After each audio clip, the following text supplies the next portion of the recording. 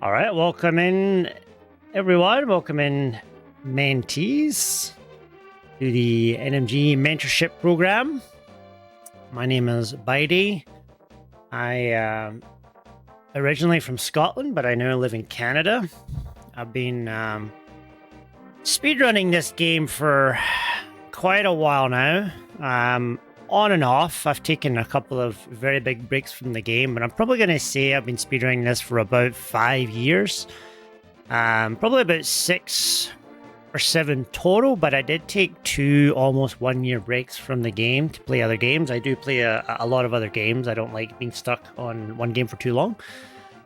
But currently I'm back.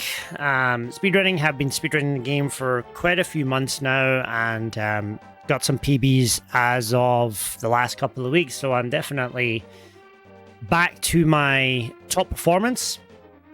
I also do a lot of randomizer too. I'm a bit more newer to the randomizer, maybe about 2 years deep, but got a lot of time or got a lot done in the 2 years that I did spend playing the game. But that's kind of a little bit of a background about me. I've also, I run a Discord. It's called the ALTTP Nerd Server. I'm sure some of you might even be in there. Basically, it's a server that we focus on helping people. That is literally the aim of the server. We help people of all skill levels. Doesn't matter if you're a beginner or if you're, the best in the world. Like that's kind of like what my Discord has always been about. And it's something that I feel very passionately about. I love helping new people get into the game.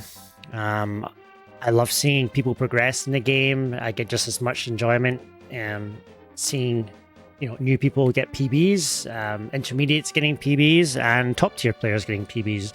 And that's something that I want to stress to you, especially all the new people, that don't worry about your times to start off with, and don't worry about looking at the top players and worrying about what they're doing and stuff like that. There are so many different ways to play this game. There are so many different routes. There are routes that I have designed actually on my laptop here that probably no one's ever seen before. Things like getting 3 bottles, getting potions, extra potions, getting blue potions, having 2 fairies and a potion half magic. But like, you can play this game however you want. Right? It doesn't matter. Your first run, if it's 2.5 hours, it's 2.5 hours. It doesn't matter. If it's 3 hours, it doesn't matter. Like, you start from a point, you do what you're comfortable with, you get a run finished, and then you just get better from there. So hopefully that'll give you a little bit of a boost as to wanting to play this game. I know it can be very intimidating at first for a lot of new people watching, the pros and thinking, holy smokes, man, look at the crazy tricks that they're doing. They're hovering, they're doing all these crazy boss fights. Well, you have to remember that a lot of these people have been playing for 5 years, 5, 6, 7, 8, 9. Some people have been playing for a very, very long time. So you have to kind of keep that in mind. But you can get a lot done in a very short amount of time. And the time that you get better, again, we don't measure against each other. Everyone progresses in speedrunning at a different rate. Some people fly through the ranks in the first year, and some people, just take their time, and that's fine. And that's kind of what it's all about. And this mentorship program is pretty cool. You're going to be able to work with people with different experiences, different backgrounds, different countries. You'll find that we all have a different mentality to the game. What's up, Spawn? And that's kind of like what you'll find with this game is you'll have people who love to practice. Now, that is me. I am a practice hound. I love practicing. I really believe in practicing. So if you're someone who loves spending hours in the practice site practicing, like, I'm definitely your guy. If you're not someone that likes practicing, you want to just play the game more, I mean, I can definitely help, don't get me wrong, but I am definitely probably going to work better with someone who wants to sit down for 2 or 3 hours in the practice site and learn how to do stuff. So I will say that off the bat. There are different ways to play this game too. Obviously, when you start off, we want to promote trying to finish runs, basically just trying to play the game more. That should be kind of your goal for the first month or 2 or 3 even. It's just getting lots of reps in, playing the game lots, learning, from your mistakes and stuff like that. And ask lots of questions. Can't stress that enough. Like, we're here to help. So ask lots of questions. No one's really an asshole in this community. We all have the same goal. We all want to make sure everyone's getting the best knowledge they can. So, if you ask questions, we will help. Kane can be a little bit opinionated but we love him, really. He's a good guy. Yeah, I'm just going to turn this monitor off here.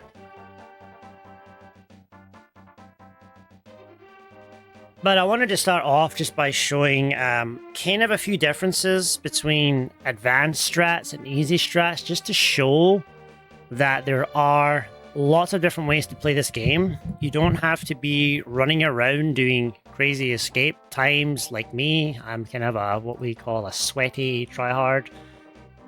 I like to get fast escape times. I don't expect you guys to be doing that, but we'll start off with, let's say, the ball and chain guard, for example. So we have a strat that the top runners will do called the 8/, where you will come in and you will do this, if I can do it. So we'll slash him 8 times. If I can slash him without dying, kind of an idea. Obviously, you saw I take a couple of hearts. That's quite scary for new runners. Okay, I didn't do that very well. I haven't played in about a week, actually. And then we also have another strat like this, where you grab a pot. You can take it down like this. 2, 3, 4. Oh, I am rusty. Alright, so that is a bit of a slower strat, only loses around 25 frames or so, and then we have a very easy strat here that you can incorporate.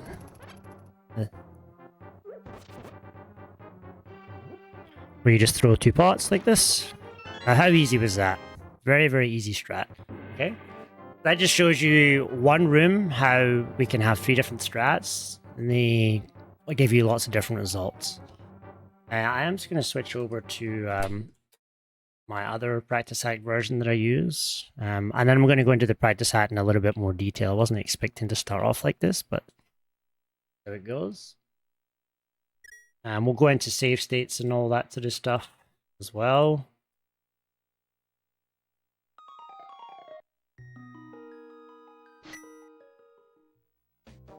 I'm just going to set up my save states here.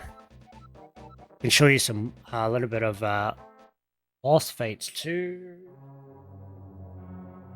Let me make my save states. I unfortunately have a bit of a busted SNES, so I have to do my save states a little bit of a janky way, but it's the same concept.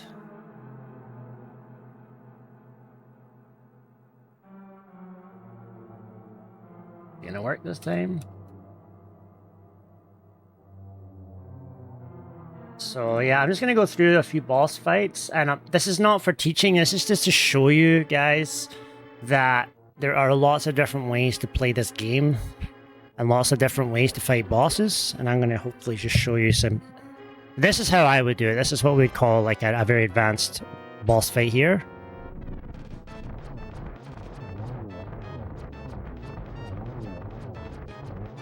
This is what we call the Pinkus, okay? And then if I was to show you another version of the strat, this is called the top right.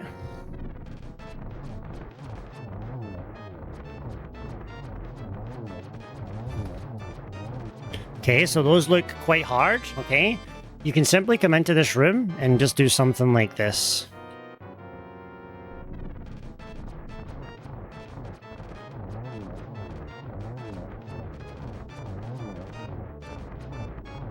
You don't have to do anything hard, okay? Like, that wasn't hard, right? You can just do very, very easy strats here.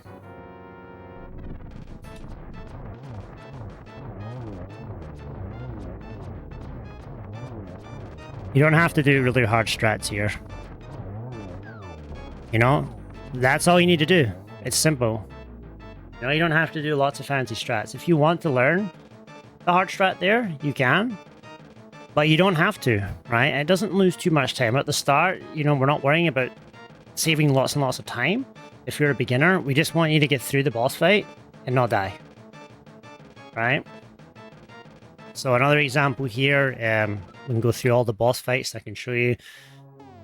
So in a normal boss fight here, we would do what's called the arrow strat, where we shoot arrows at the Lamo. This is a little bit quite advanced when you start off. So that's how, you know, top level fighters would do it. Like, if you want to come in, you just do some slashes. Like, you can just sit and do slashes. Now, it's obviously not going to be too fast, but you don't have to be doing crazy arrow fights here.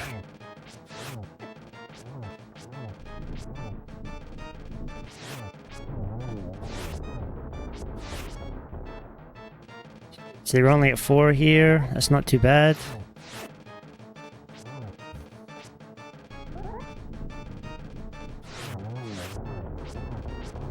Alright, we got a 6 cycle, okay? Now, some people get 6 cycles with arrows, okay? I've had 6 cycles with arrows. See, I just used my sword. I was able to get a 6 cycle. You can actually get like a 4 and a 5 cycle with just your sword. Alright, so if you don't want to learn how to do these crazy arrow strats, you don't need to, okay? Like, it's not necessarily. It's only going to lose you around 15 seconds, which, in the grand scheme of things, is not that bad. This boss is probably the hardest boss in the game, I would say. It's one of the hardest bosses, because you can't really cheese the boss. Okay, there's not really a good way to cheese this boss. But I'll kind of show you maybe like an advanced way of doing it, where we're being... That's not a good example. Where, you know, I would fight it fast, and then I'll maybe show you kind of a safe way to do it. And I have lots of different ways that I fight. Let's see, if I was being, you know, I'd do this sort of stuff if I was going to fight the boss, which looks very scary probably to a new person.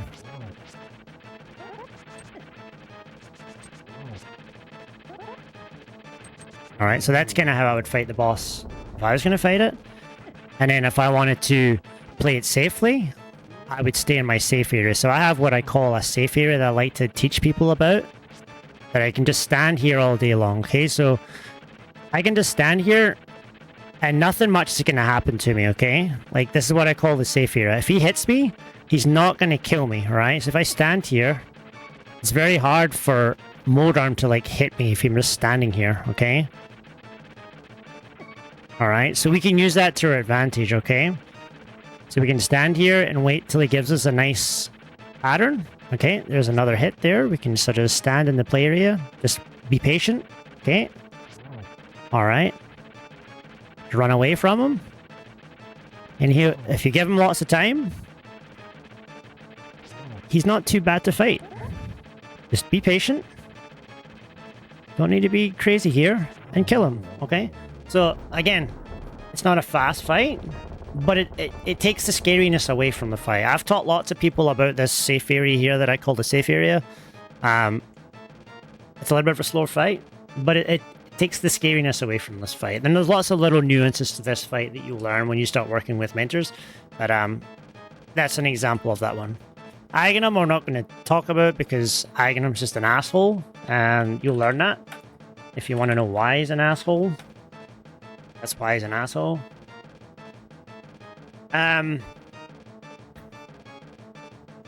Palace of Darkness. We have lots of options for Helma. Okay, so this would be... I'm going to give myself a little bit more arrows. Probably would have a bit more arrows here. How do I change this? It's been a while. Okay, arrows. Alright. So this is maybe what a fight would look like, you know, like a top level fighter. We activate what we call spin speed. And we'd be doing all these crazy hammer hits. And I would be staying inside the tail here.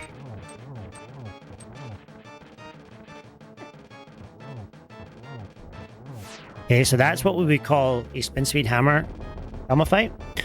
If we wanted to take this nice and easy, we can keep our sword out. Now, when we keep our sword out, okay, you can see how he moves into us, and he gives us a bit of an extra defense. And when you tank, you can still get hammer hits. So you can just take your time here. You don't have to go fast. If this is going to come in, we can just stand in a corner. Look at this. Nice. Okay. Okay, we can get a few hits in. Okay. Oh, here's another fireball. Just stand in a corner. Take our time. Okay. Okay, we stand in a corner. Okay. And then we can get our arrows out if we want and use some arrows. We can just stand away from Elma. Okay. There's lots of different ways to fight it. Okay, but taking your time here, for example, and you count to 17. 3, 4, 5, 6, 7, 8, 9. Now, if that tail's swishing, for example, there are ways to get out the way if you really want to get out the way. Now, you can just... This corner is usually quite a safe corner.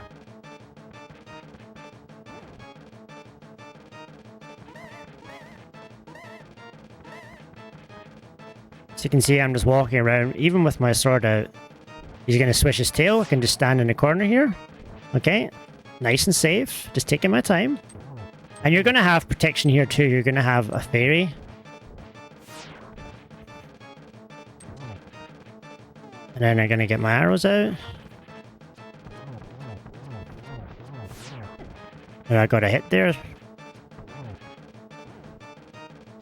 Alright, see how slow and nice and easy you can take this fight?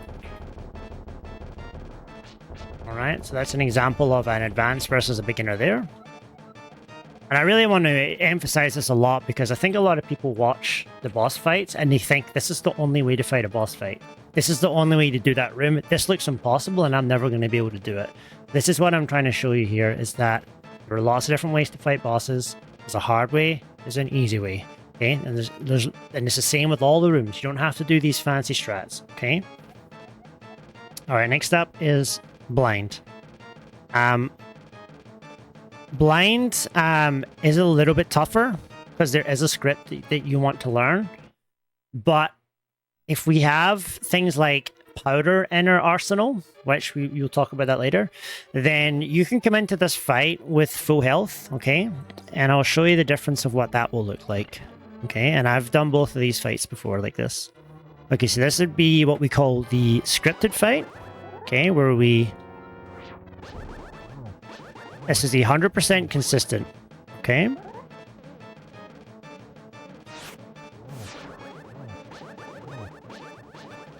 it looks quite scary, but once you get the hang of it, it's pretty easy. But I mean, I've been doing this for a very long time. To take a hit there. Now, the other option you have is using the beams. So you could drop off blind.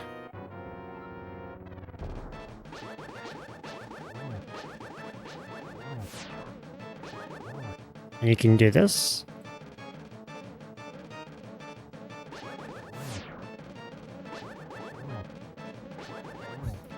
Now, this looks quite scary, but it's not too bad. And you can also use pause buffers if you want, if you're scared of getting hit here. And you will have lots of safeties here too. Okay. It's just another option. You can also learn the first part of it, like this. Okay. So you can do this. The first 3 hits are free. Then you can walk down like this. And then you can do this.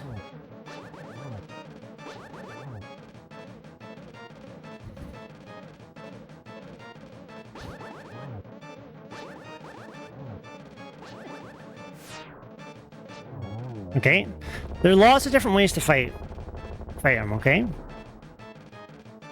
And you will have backups, you'll have fairies, you'll have potions, things like that, so it looks a lot scarier than it actually is, okay? Skullwoods, Mothula, Mothia is one of these fights that looks really hard, but once you get the hang of it, it's actually a fairly easy fight, in my opinion. Okay, so I'll show you what the advanced fight would look like. I have the Master Sword for some reason. I must have my configuration on low legacy. Okay. Alright, so here's maybe what an advanced would look like. That was bad. I'll show you a couple of those. Alright, now that looks easy, but it's actually incredibly difficult, okay? Some intermediate ways to fight. Instead of starting off with a dash, you could do a spin to start off. You can use your fire rod too, which I'm a big fan of. We'll talk about that later. I never got this first hidden though. I haven't done a spin for a while. Maybe spins don't work. Maybe you just start off with a slash. Like that. Now this fight is one that you just sort of learn how the spikes move. It looks a lot harder than it actually is. I spent a lot of time working with safe zones with people. But if you take your time, you can learn how to walk around in this fight and keep the moth away from you. There are certain places you can stand in the fight. They're a little bit easier than others. But remember, you will have the tempered sword. You will have potions and fairies and things like that. So as long as you're continuous slashing moth and taking your time here, moth will never fire. See how it's never firing at me? When you slash moth, it stops firing at you. So you can slash him all day long. Or her, I should say. It gets a little bit kind of crazy sometimes.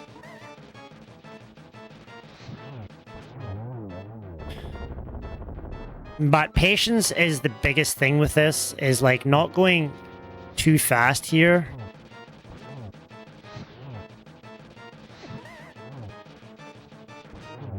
Alright.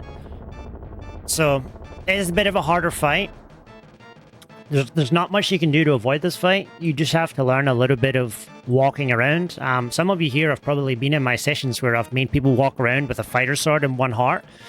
And I've taught new people how to do this fight with a fighter sword in 6 hearts before, so you can learn it pretty quickly. Just as long as you have the mindset to be patient and to learn a little bit, like you can get really comfortable with this fight. Ice Palace. Now this is probably what I'd say is one of the scariest, not scariest fights of this game, okay? This is the one that when you get good at this game and you start going for advanced strats, that this fight becomes very hard. But with other kinds of equipment, it becomes quite easy. And I'll show you what I mean by that. So a lot of the beginners will be getting what we call half magic. It'll be somewhere here. Okay. It's free, so I'll show you a couple of advanced strats here.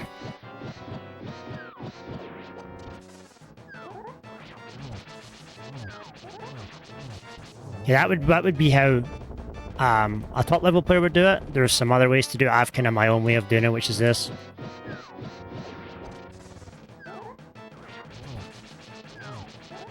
That's how I do it. There are semi-hard ways to do it, which is a bit more like this.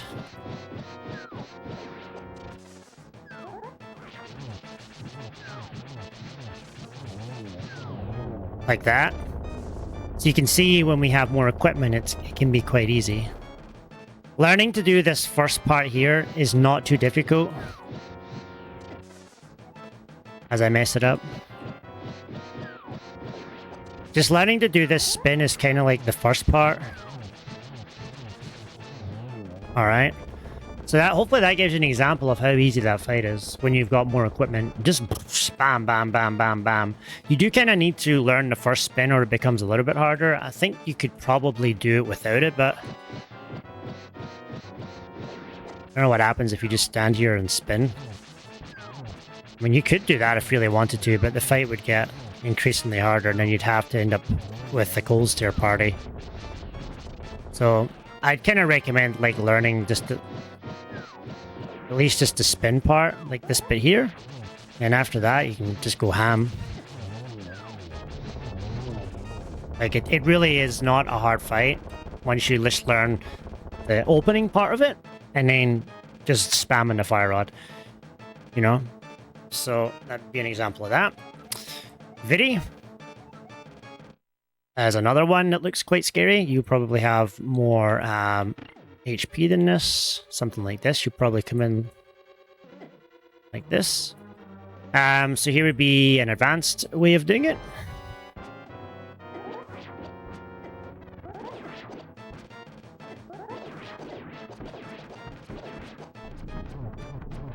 Now that looks quite scary. That is actually quite an easy thing to learn. With a little bit of practice, if you wanted to learn it, you can. There are some funny things you can do where you can just stand still. Like this. Like, I'm just pushing a button.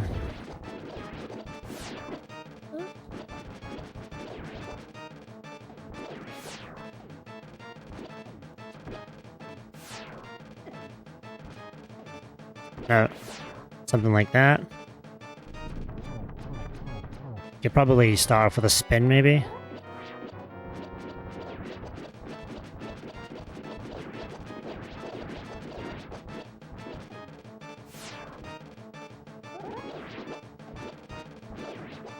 Like, that's not too hard, is it?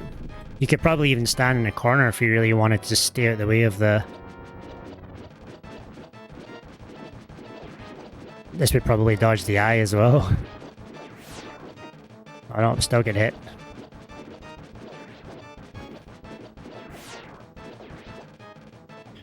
So you see what I mean? Like, there are ways where you can like make this fight easy. There's also another way you can do this fight where you could do something like this. You just slash until the eye's gonna fire at you. And then when the eye's gonna fire, you can come in like this. You just stand here and you can just fire arrows like this. So there's no set way you have to do something, okay? Lots of really cool, easy ways to fight bosses. Trinex is another one, a good example of advanced and easy. There will be a Trinex, not Trinex, this would be what we call backdoor Trinex.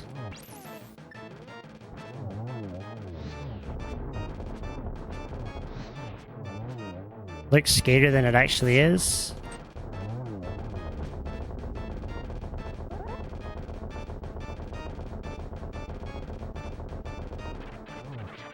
That's how that would be done. If you still have the tempered sword, you can also do this.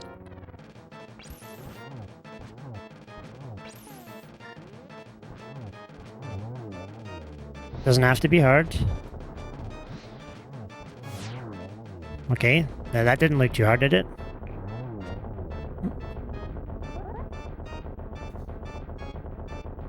Stand in front and... if you have the gold sword equipment, which is an even easier route at this point, there is also two ways to do this if you want. You can do a backdoor. That's what we call a backdoor zero cycle with the gold sword. So you see that Trinex didn't have any aggression there. That would be one way to fight with the gold sword. Okay. And then we have just standing in front. Simple. 1, 2, 3. 1, 2, 3. Okay. Now that doesn't look hard, does it? Easy. And you don't even have to do this spin either. You can just stand here and wait. Take your time. Slash, slash, slash. Done. Easy, easy fight. It does not have to be complicated. Okay? Sometimes I think people make things way too complicated in this game when people start off. Make it as easy as possible. Hold the confidence. And get some runs in. and then go for the more hard stuff after that. Ganon's Tower is probably the one with the most craziest differences between like a gold sword and like a tempered sword, for example. I'll do one of those fights each so you can see what it looks like. Ganon is the most fun. This is when you can get really ridiculous with strats. There's a lot of fun stuff to do here. Anyone who's been through one of my Ganon sessions knows what I'm talking about.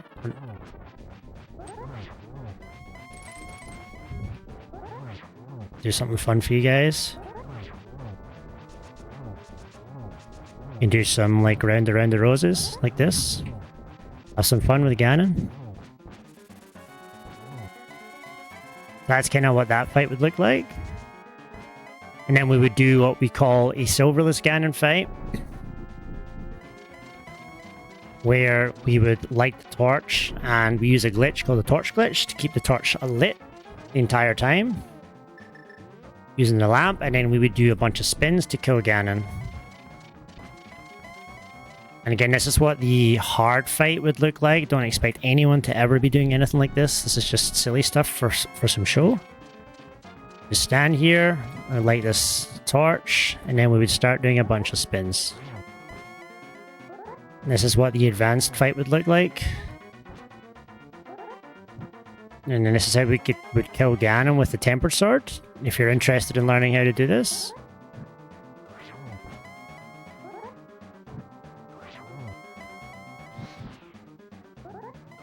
Oh, missed a spin. I don't know why I don't have any, not sure, I ran out of magic there. Must have loaded the wrong save state.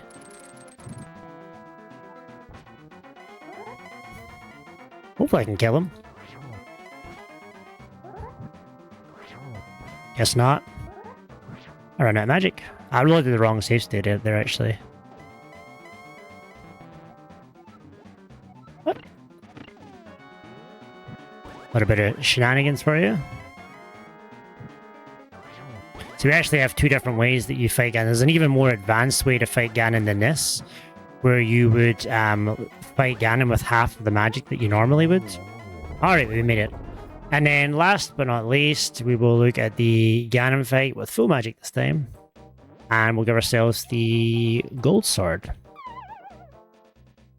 And this is when it can get really easy. Just 6 hits. Just count to 6. Alright, so that's 1, 2, 3, 4, 5. Okay. 6. 1, 2, 3, 4, 5, 6. Then you run away. Run away! Hide in the corner.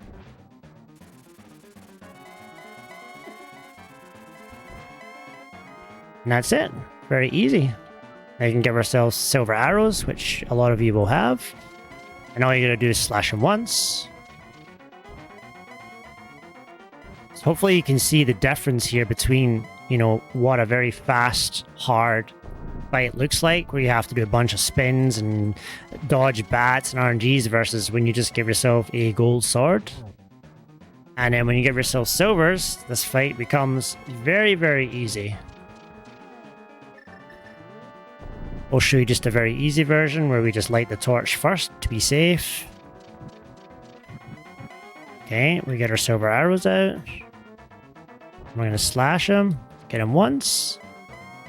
Slash him twice. We'll light the torch again. Slash him. 2 arrows. Finished. Alright. So, there's all your boss fights, and that's a very, very hard way to do it, and a very, very easy way to do it. And I hope that kind of gives you an introduction to showing you that you don't need to be very fast at this game. You don't need to learn super hard stuff. The main aim is just to get through the run. You know, you'll have lots of safeties when you play, so you'll probably have bottles, so you'll have powder, you'll have bottles most likely, and those will be filled with all sorts of things like fairy, like this. So you have 2 bottles with fairies. You'll have chances to refill the fairies with the bug net, like this. You'll have gold sword. You'll have silver arrows. Like you're just going to be absolutely loaded to the tits with equipment.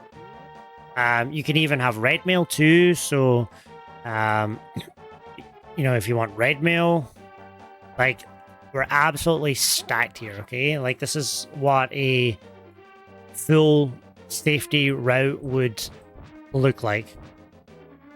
As a Scottish term, loaded to the tits. I don't know why we say that, but and then eventually one day you'll get to the point where you're starting to do this sort of nonsense and you're hovering over stuff. All right. I will give you an introduction. Does anyone have any questions about that?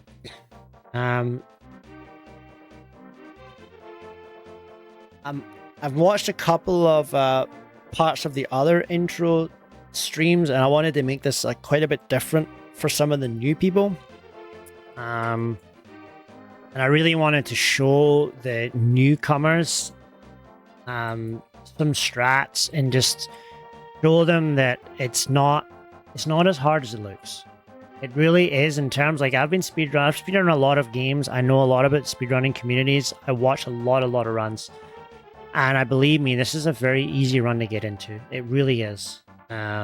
Lots of variations. There's lots of content. There's lots of help.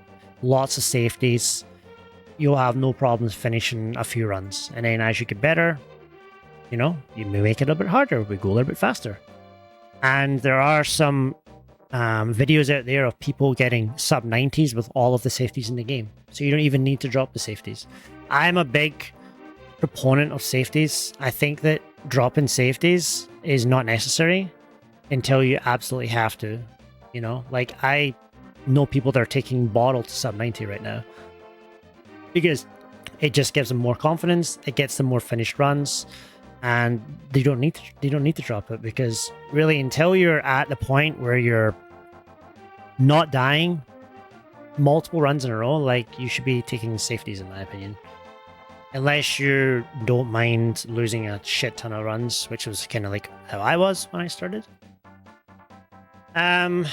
Okay, we'll load up the Practice Hack 14, because that's probably the version that you guys are going to be using. Okay.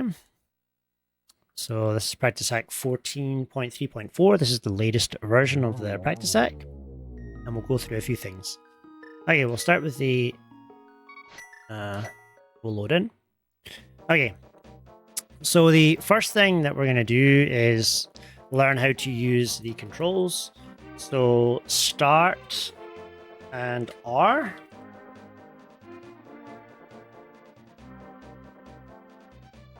Why is that not working? Loads up the main menu. That's how you get into the menu. Okay, so start plus R is going to be your best friend. That's how you basically access everything in the Practice Hack menu. From here, we have our presets. Okay. The first thing that I'm going to get you to go to, though, however, is your shortcuts. Okay. The very first thing you can do, go to the shortcuts and set these up, because it's going to make your entire practicing and practice sessions way better, and you're going to be just much more efficient at it. Okay. So shortcuts, ignore this.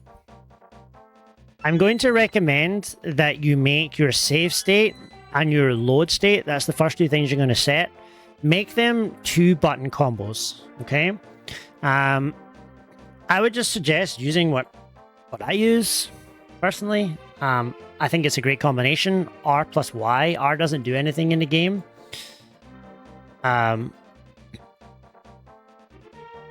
What do you mean, mark or what?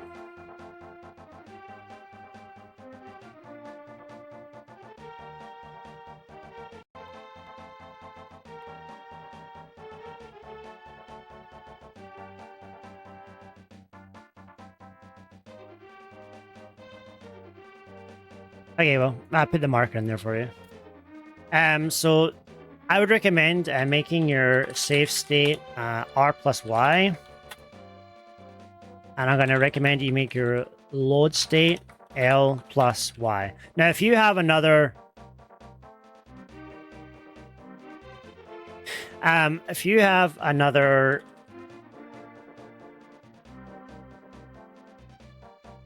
If you have another combination that you like to use, by all means, go ahead. Just don't make it X, I think is a bad one because it opens up the map, so that can be annoying. I would make it A or B because that B slashes your sword and A dashes.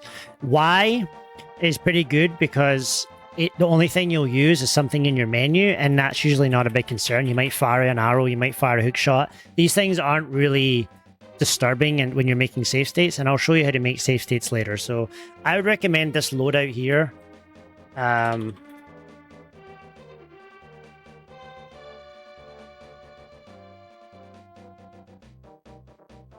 So load the menu. We went over that. That's how you load the menu.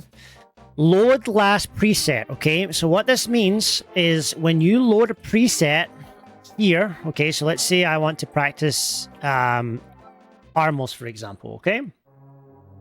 Let's say I finished fighting Armos and I want to practice Armos again, and I want to load the entire room. All I do is I push my load last preset button, which for me is L plus start. I push that together,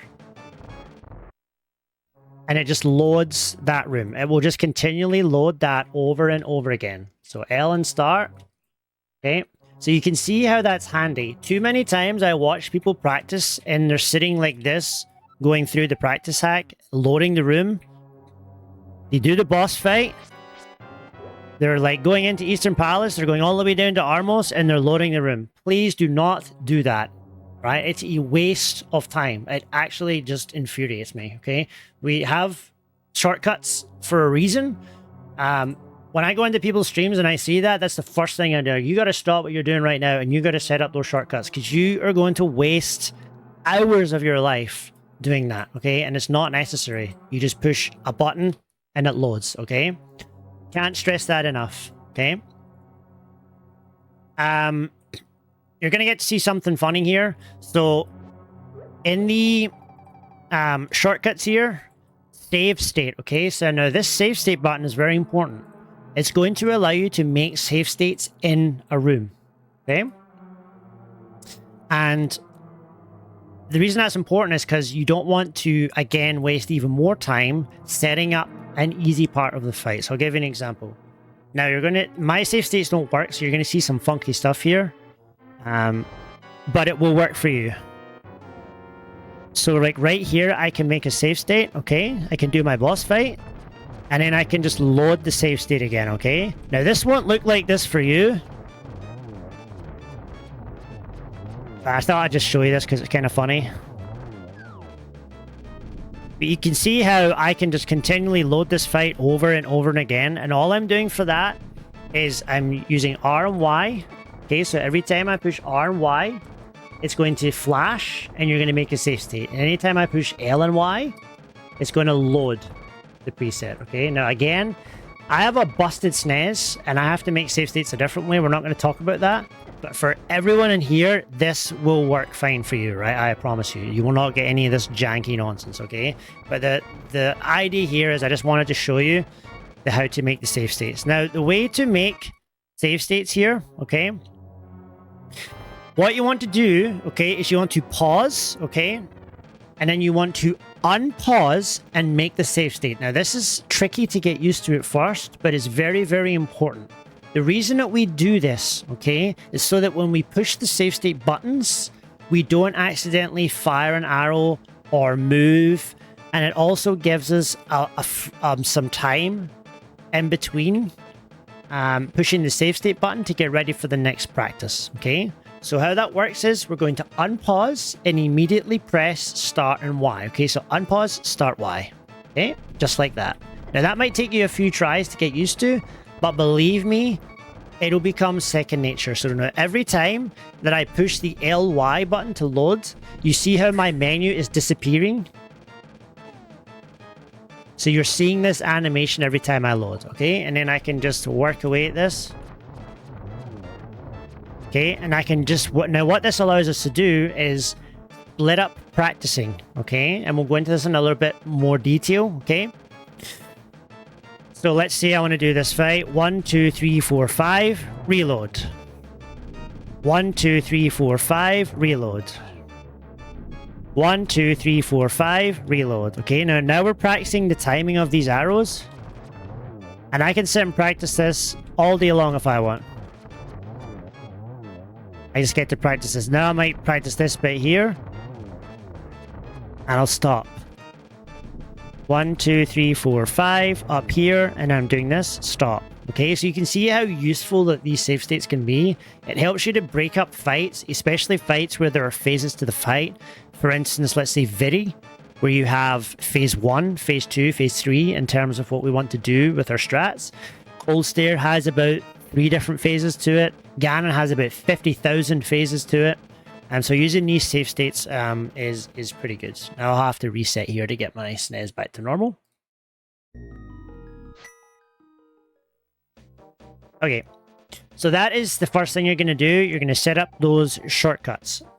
Once you've got those set up, okay, another one that you can set up if you want is remove sprites, okay?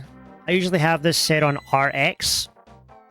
Now what that does is, as it sounds, if you want to remove the sprites, that's what it does. So there will be no enemies here anymore. This can be quite useful for testing stuff, especially dash lines and things. And sometimes it's just funny just to run around with no sprites in the game. When you reload,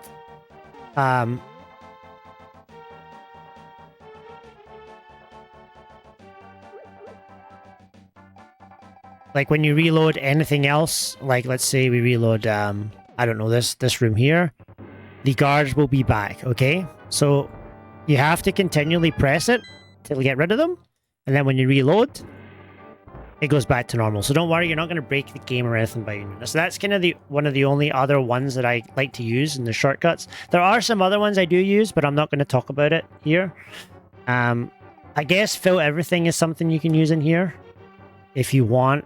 Some people have that set to like LX maybe. You know what that will do is it will fill basically everything in your inventory like this. It will give you full shields, full armor, full magic. Like this just gives you every single item in the game. If that's something you want to do, you can put that as a shortcut. I wouldn't suggest it, however.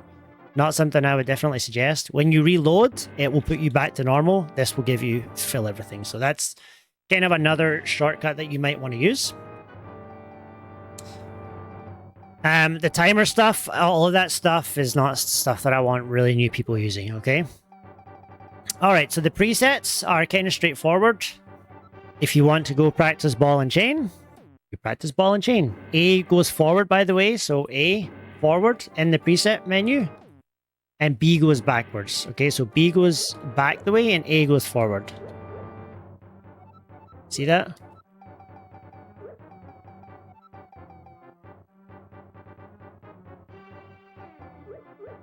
You can just load up any room that you want in the game. I don't really have to go over that in great detail, but that should be pretty self-explanatory. Again, I can't stress enough that once you load a room, once you've practiced the room, if you want to reload the room, L and start, reload the room, okay? Don't be going like this every time. I'll show you how to do the save states and stuff after, once I'm back on my practice site that I use, okay? Alright, the next one is Y items. This gives you all of the items in the game. So this is your bowl. You can change this to silver. You can change this to blue boomerang, red boomerang. You know, how many bombs do you want? Powder. Do you want the mushroom? Do you want the powder? Fire rod, bombos. This is basically all of these. Bottles, you can have fairy, blue bottle, green bottle, red bottle.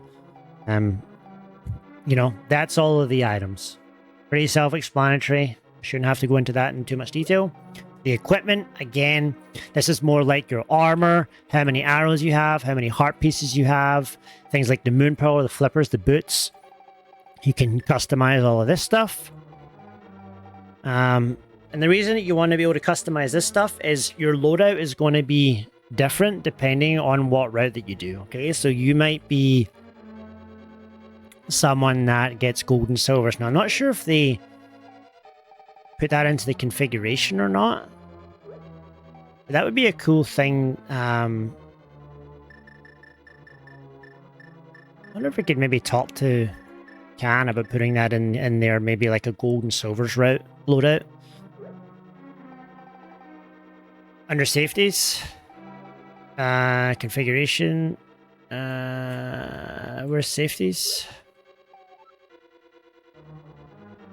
Death reload put yes, by the way. So safeties. Yeah, okay, so there you go. Sign cart, yes. Powder, yes. Gold, silvers, bottles, early bottles, red mail, yes. Okay, so there we go. So if we load up, so in the safeties here, obviously when you start the game and you go to this configuration, make sure the configuration at any percent NMG. This should be the standard. If it's not, make sure it's this. Death reload, yes. We want that to be yes. What that means is when you die, it just instantly reloads the room. If you turn this to no, you have to go through the death animation every time. Waste of time. Don't need to see that. You're going to see that enough when you run this game. So just turn that to yes. And then go into your safeties, and you can choose the safeties you're going to get. Okay, so early bottles, thanks by the way, Neo. And now if we load up, let's say, Ganon's Tower, for instance, and we load up Turtle Rock, we now have bottles with 2 fairies in them.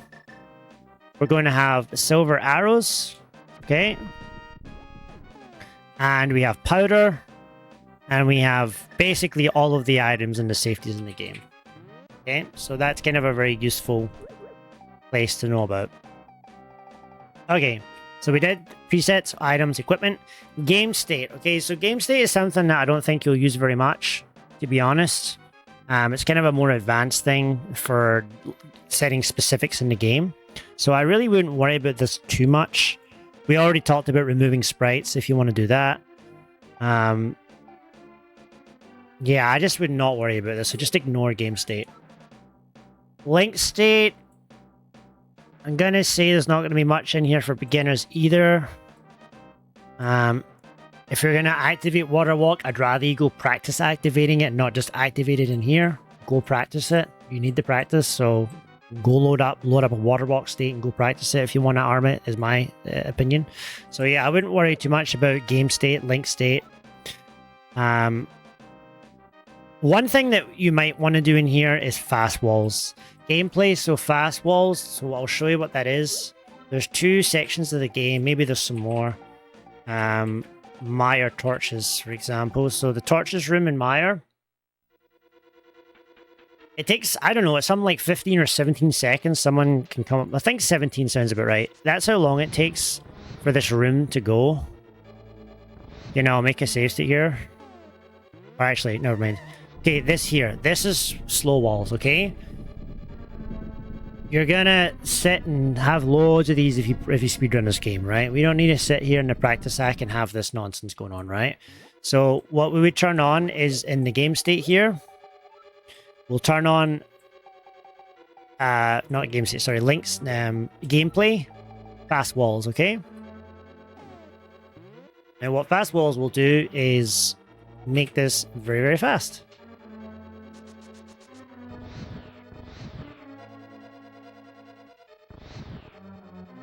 Boom. We just saved 15 to 17 seconds practicing that room. Okay? Very simple. The next one, I wouldn't touch anything else in here. There's really not much else I want to touch, but yeah, so in these 3 sections, again, game state, link state, gameplay, the only one I would really touch for beginners is gameplay, fast walls. Everything else I would ignore. RNG control, this is where you're going to start finding some stuff that you may want to practice. I'd say this is, again, a bit more intermediate advanced. I like to see beginners practice RNGs separately. Because I think it gives you a better understanding of the game rather than trying to learn specific strats for RNG. Now, I'll give you an example of what I mean by this. Okay, so let's say we load up Pokies, okay? So, in Turtle Rock and Pokies 2, okay, There are 16 possible different strats here, and you can lock the RNGs of the pokies. So the pokies can go up, left, down, left. And there's 2 pokies in this room, right? So these pokies have 16 different ways that they can go in this room, and you can lock all of those RNGs and practice them all individually. It's very, very advanced. I wouldn't recommend anyone do that, okay? And the Pokies 1, there are 4 different RNGs. Again, when starting off, you're not going to be doing advanced strats. I wouldn't worry about locking the RNGs. I would just practice learning how to do the rooms. I actually did a video on how to do this with the fire rod recently. Again, you don't even need to do spin strats here. This is one of those rooms I'll show you, like, this is how an advanced would look. Okay. So that's how, like, an advanced would maybe look for this. And then this is what an easy would look like. Just go in here. You have a fire rod.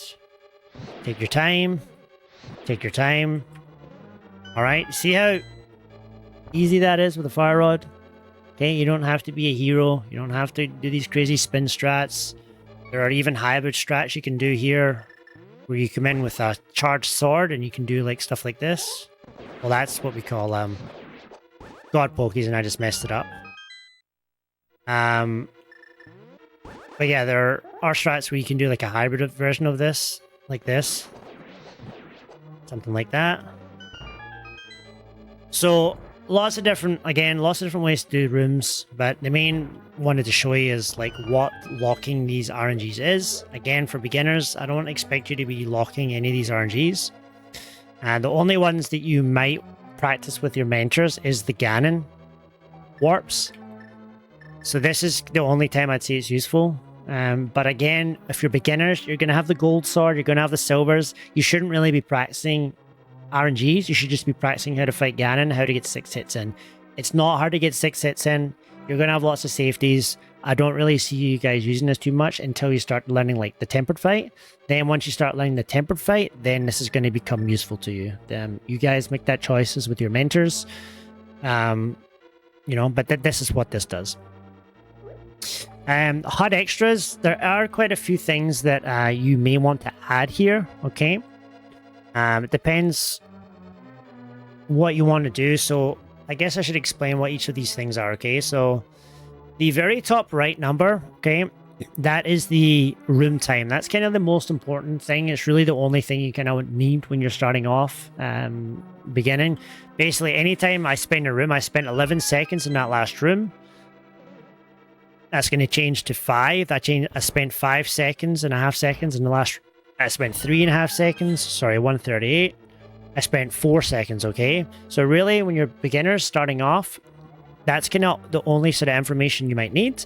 The other one that's important to you is the coordinates on the very bottom there. Okay.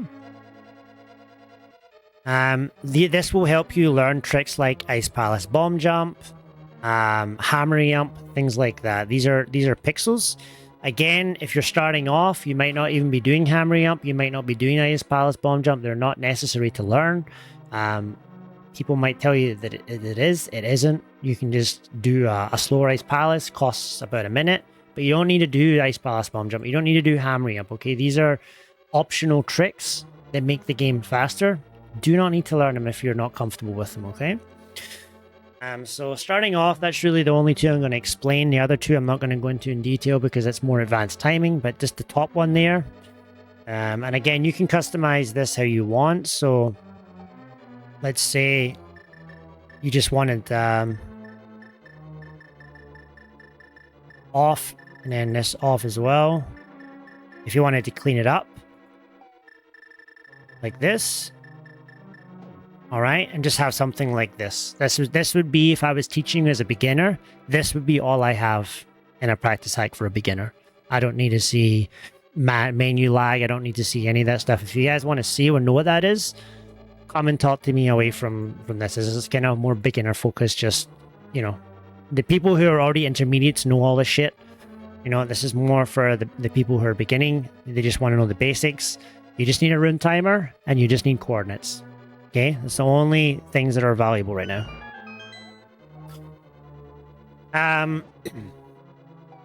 All of this stuff, ignore it. So really, health display, the input display graphical, and then room time. Again, room time is only one you really need, and coordinates. And you can have it like this if you really wanted to. So these are all customizable.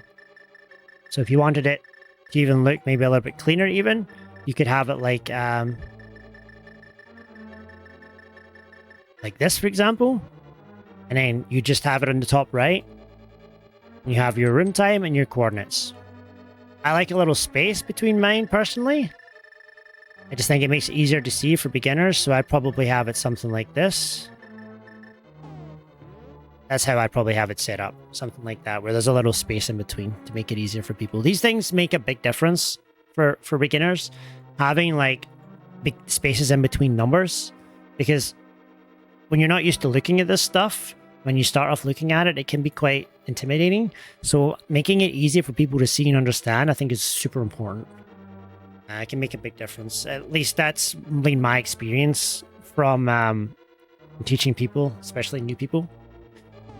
So yep, that's HUD extras. No idea what this even is. So not even gonna talk about it. Rim Master, I've never used this before, so I don't know what it is.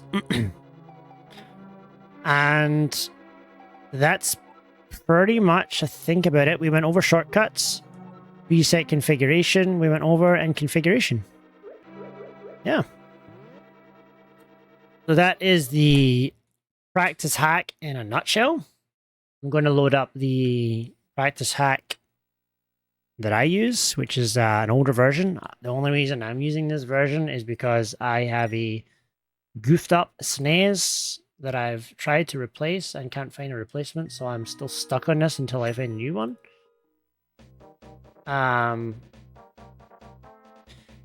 Is there anyone in the chat? I haven't really seen many questions or anything. We've got a lot of people watching here by the looks of it, so if you're new and you have something you want to ask, like, now is your time to ask. I might do a few more things for 10 minutes just to kind of show some more stuff for beginners. I might go over some of the safeties and how to get them. That's probably what I'll do now. I'll go over the safety route. I'll put a marker in there for you, Pops.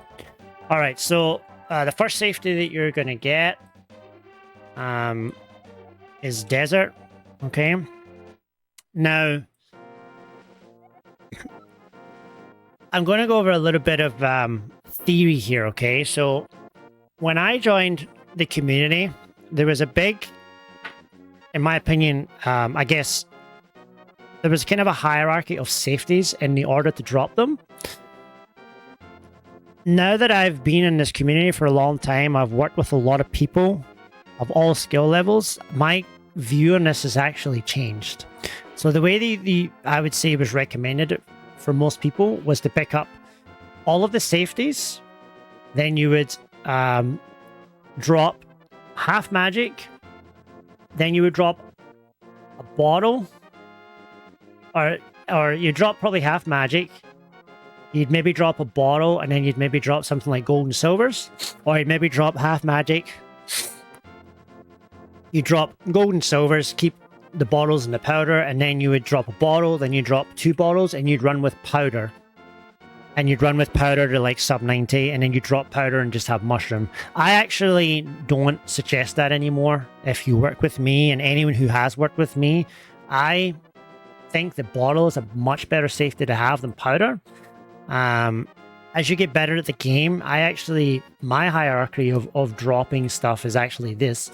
It is gold silvers goes first, then half magic goes after that, because I like people to have half magic for tempered fight. Okay, so dropping half magic before gold and silvers to me doesn't make any sense. So the first one is gold and silvers that I get rid of. Then I get rid of the half magic. Then after half magic, I would get rid of 1 bottle. Okay. Then after that, I suggest people drop the powder, and they keep the bottle and the fairy. And I always suggest that people get the early bottles in desert.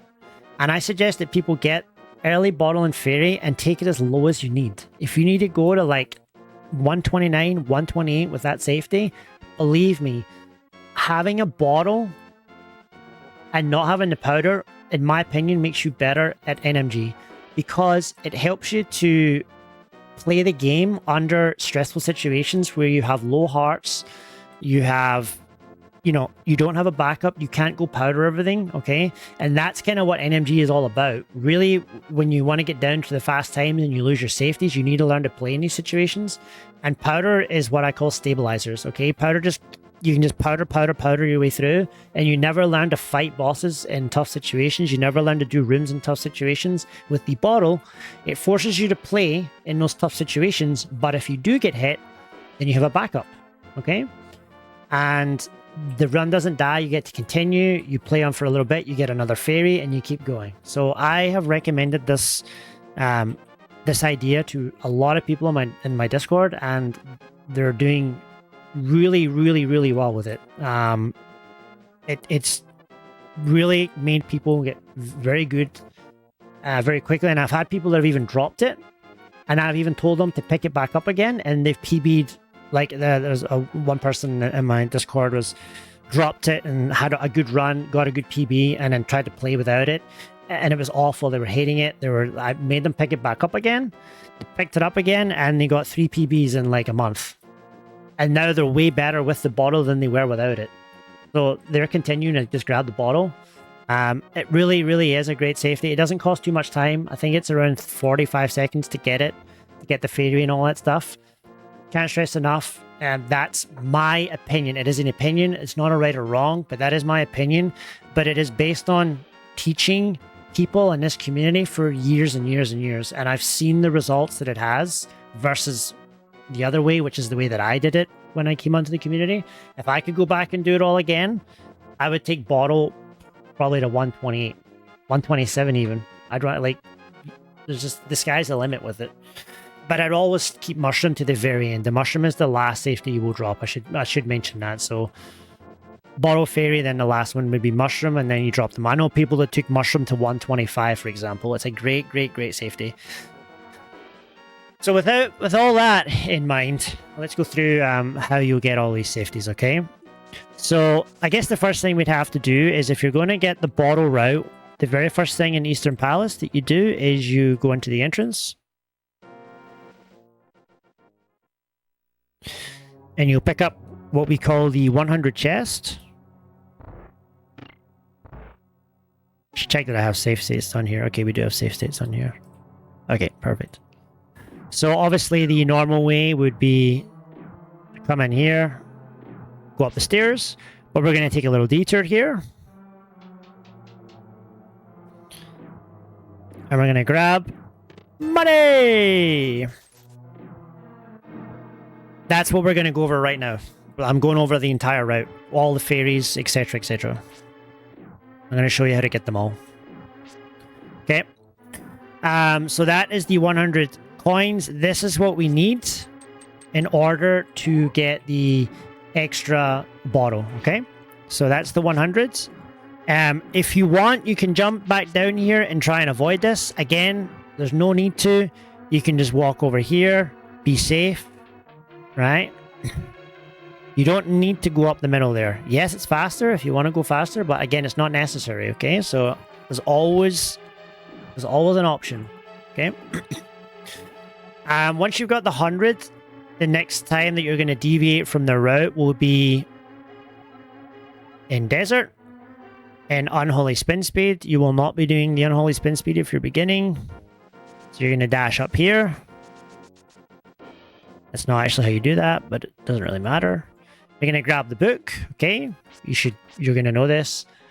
And then from here, you're going to jump down here. You're going to dash up here. Now you will have money here, so I'm going to just give myself money. But you will have this money already. Okay, and then you're going to come up here. And you're going to go in here and get the bottle.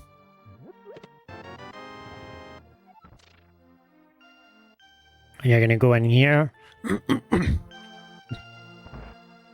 and get the fairies. Now, I'm going to show you two different routes, okay? And there's a reason why I'm going to show you two different routes. This is important. So this is what we call, in my opinion, optimizing safeties. People will say that you shouldn't optimize safeties. I disagree with that. I think you should optimize anything that you do in the game. And there's no point in, you know, wasting 30 seconds getting safeties if there's a better way to do it, in my opinion.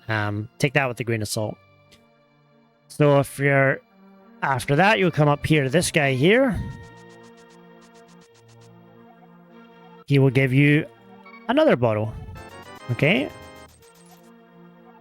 And after that, we can dash out. Do not dash, do not do it. I'd obviously do this, but come down here, sorry. It's probably a better way to do this. Let me think about this.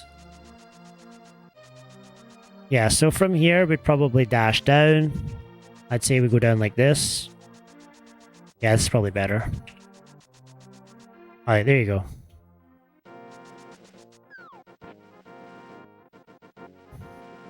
I'm not going to sit and time it, but like, there's different ways. You can even time that yourself. That can be a little bit of a challenge for you. How fast can you do the screen, get the bottles and the fairies? Use your timer on the top right there. You know, have some fun with it. But we now have 2 bottles, okay? Okay, now pay attention. This is what we call the tree bonk. You will only do this if you're getting the 1 bottle route. Okay, if you're getting 2 bottle routes, you do skip this, okay? The reason is if you're doing early bottles in desert and you're getting 2 bottles, we want to fill both bottles, okay? And it's a waste of time to bonk this tree when you're going to be going and getting another fairy in Desert Palace anyway, okay? So this one here is only for people that are grabbing 1 bottle. And the people that are doing 1 bottle will be good enough to do an item dash, okay? An item dash is when you push Y and A on the same frame, okay? Like this. Okay, this is typically the way that people do it. And you see that we dash with our net out. Okay? Alright, so here's how this route goes. So you dash down to here, okay? And then you're going to go to here, and then you're going to dash like this. Okay? Now, a few things to note here.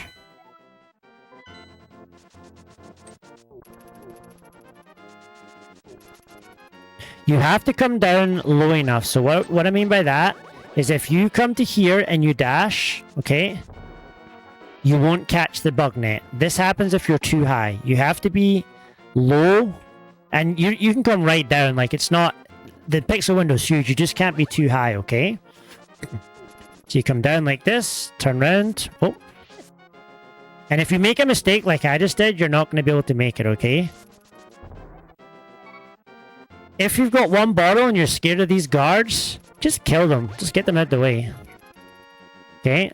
You can also just do this and catch it as well if you want.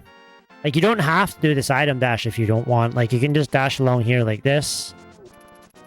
Then kill this guy. Get this fairy. Okay, so lots of different ways to do this, but the optimal way for you people that are getting 1 bottle only... that's what happens if you miss it. So you see I tried to add an item dash. I didn't cancel my dash. I just dashed into the bush. So when you make a mistake, just continue walking into the bush. This time I got it. And then you can dash like this. Alright? So that's what my suggestion would be if you're getting 1 bottle only. Okay? If you're getting 2 bottles, which a lot of the beginners will be getting, I would suggest...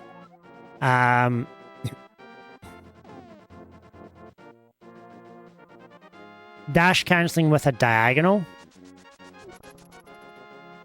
No, I'm just turning right. All I'm doing is facing the tree like this and just pushing. I'm just doing that's it. That's all I'm doing. Nothing fancy. Just face the direction that you're going and do an item dash.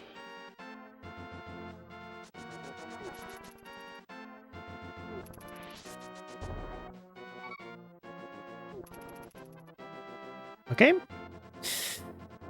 Yeah, and again, these are the questions that we want. Ask all the questions, okay? This is what we're here for. So if you got any questions, don't be afraid to speak up, okay? If you're seeing something that you don't understand what I'm doing, just ask the question, okay?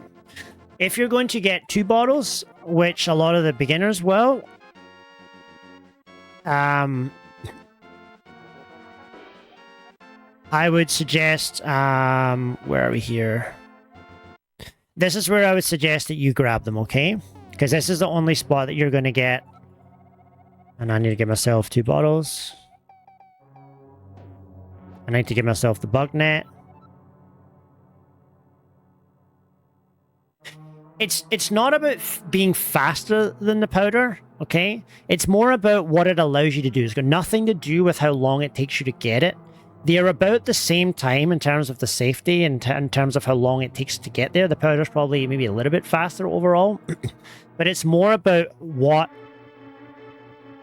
the bottle allows you to do. The mentality that it gives you and what it teaches you as an NMG runner. That's why I prefer it over the powder. But they're both very good safeties. And as a beginner, I would suggest you pick them all up for a long time. Like, I don't suggest dropping any safeties until you're like a 1-3x runner, okay? Until you're starting to get 136, 135, that sort of level. That's the level that I want to see you dropping safeties, right? And if you're getting 140s, 145s and all that sort of stuff, don't be dropping safeties. But once you get to that sort of 135, 136 level, that's kind of where I want to see you dropping gold and silvers, dropping, you know, half magic, dropping a bottle, 1 bottle and doing the 1 bottle route.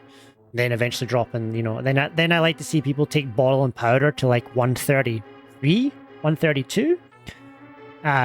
Then you can drop like powder at 133, 132, and then you can take bottle to like 131, and then maybe drop the bottle for sub 90. If you want to. That would be kind of like a rough estimation.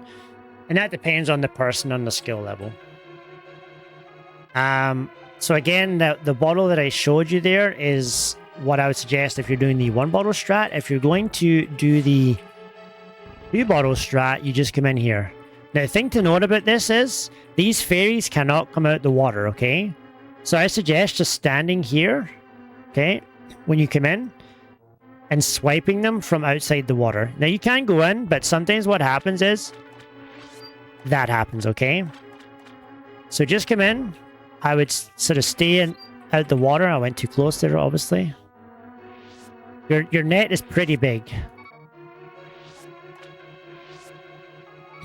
So just stay away from these fairies. Don't get too close to them.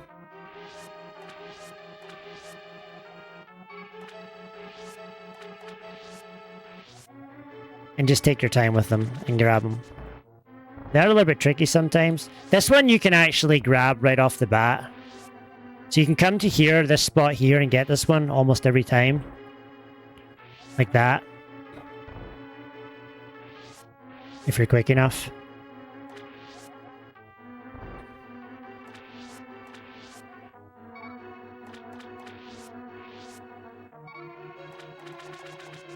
So this would be if you're going to get 2 bottles.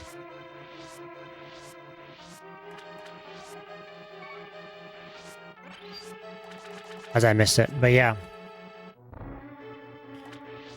And if you miss it, don't worry. There's going to be another spot very soon that you can grab them. There's lots of spots in the games where you can get fairies.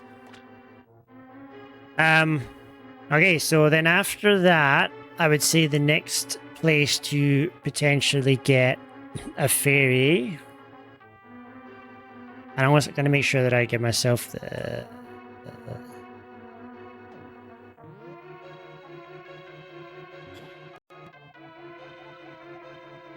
I want to say on Hera, probably not. Yeah, fairy hitboxes are annoying. I'm trying to think of like spots where you might be able to get a fairy.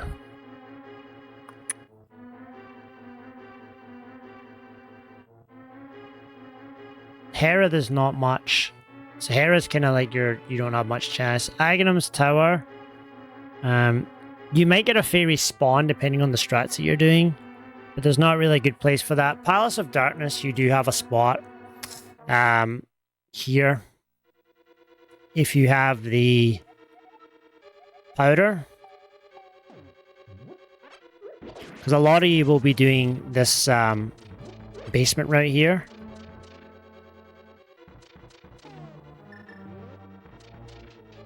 Will you come and get a key here? So you have a chance here to use your powder here if you want. You're going to come down and get this key. Oh, no, it's not this one. I haven't done this route for so long. Is it here? Okay, so you'll probably come and get this key. And then you've got 2 chances to powder a fairy here. Right? So this would be another place to come and get a fairy if you wanted to fill it up. If you're doing this route, if you're doing the hammer jump, obviously you will not be coming here. In Thieves Town, there's quite a few places to powder. And this is actually one of my favorite places to powder is in Thieves Town. So after the basement,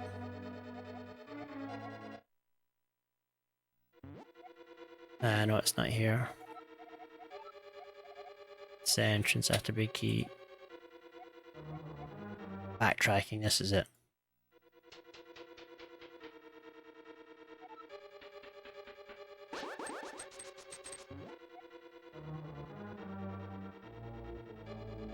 Yeah, there is. I can show you that one. You're right. That's a very good point. On Palace Overworld, yeah, there is a tree there. I forgot about that one. It's right here. There'd be another tree you can get.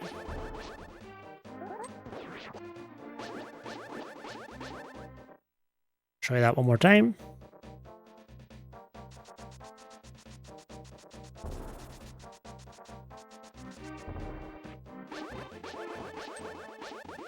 There she is. Bye-bye. Alright, so Thieves Town. Backtracking.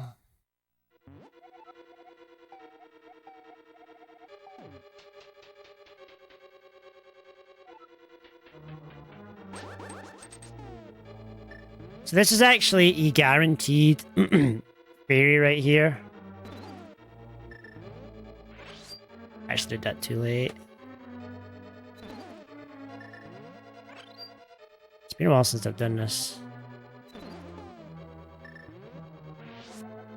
I think.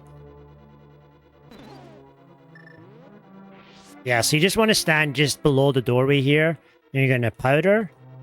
Make sure you're outside the doorway, and then when you powder, you can switch to the net, and you can get this fairy every single time, okay? Just out the doorway here. Like that. If you go too low, you'll just grab the fairy like this.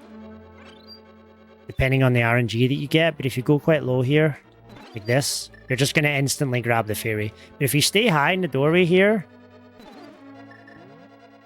you can get this fairy, like, consistently every single time. Like that.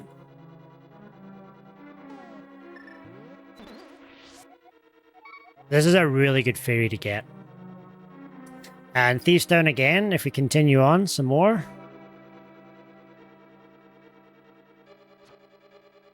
You can go upstairs.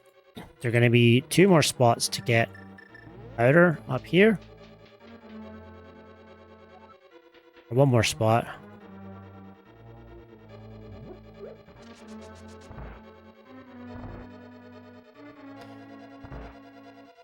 In here. Okay, so there are like loads of places to get hearts here. These drop hearts. This guy drops hearts. You just piss off because nobody likes you. This is another heart. And then this is where you're going to get your fairy here. If you just want the fairy, stand close to it, like this.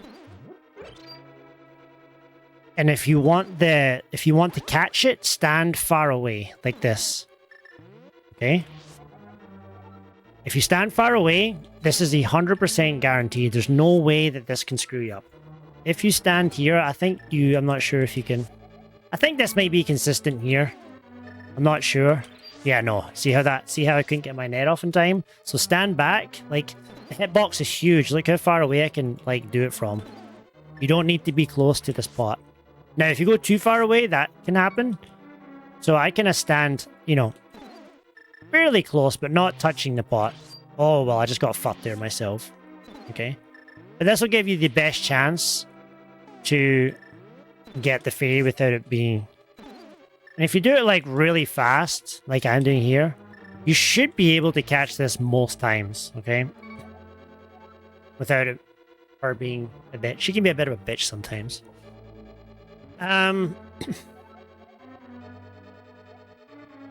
Next place I'd say that you will be grabbing safeties will be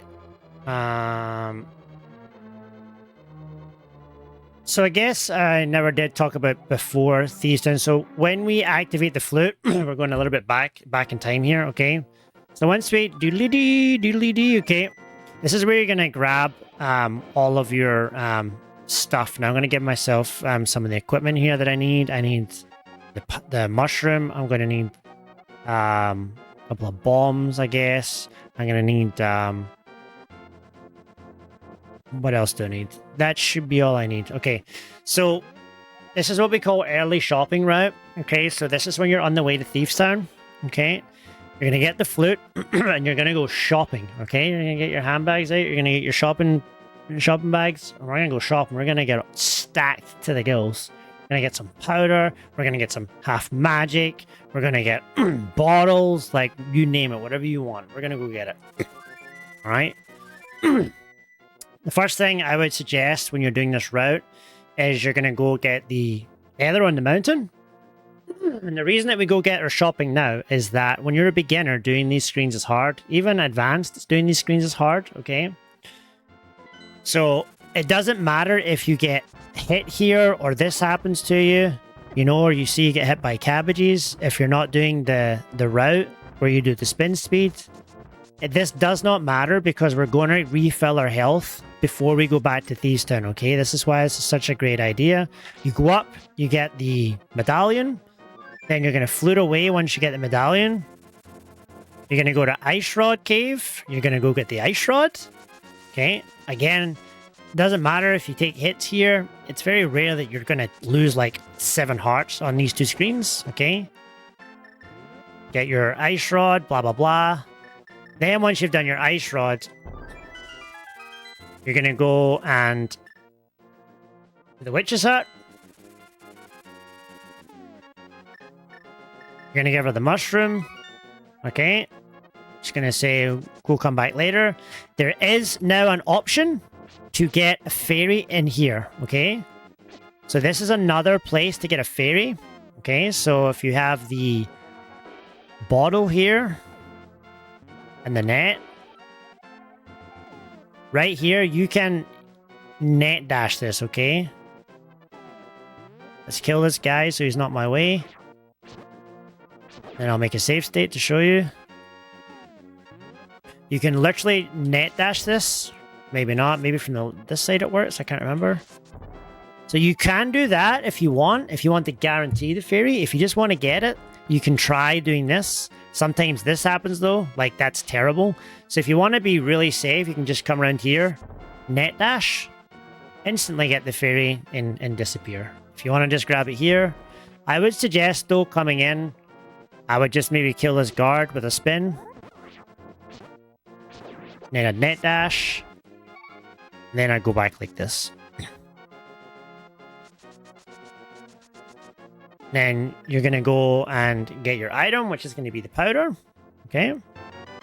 After you've got your powder, you're going to talk to this guy. And guy, girl, I'm not sure what this is anyway. They, well, they, how's it? They will fill your health. Okay. I wouldn't suggest grabbing potions here unless you plan to get a potion here. You can get a blue potion here if you want, but you will have to go to something like Hype Cave, which is not at the, like, it's not...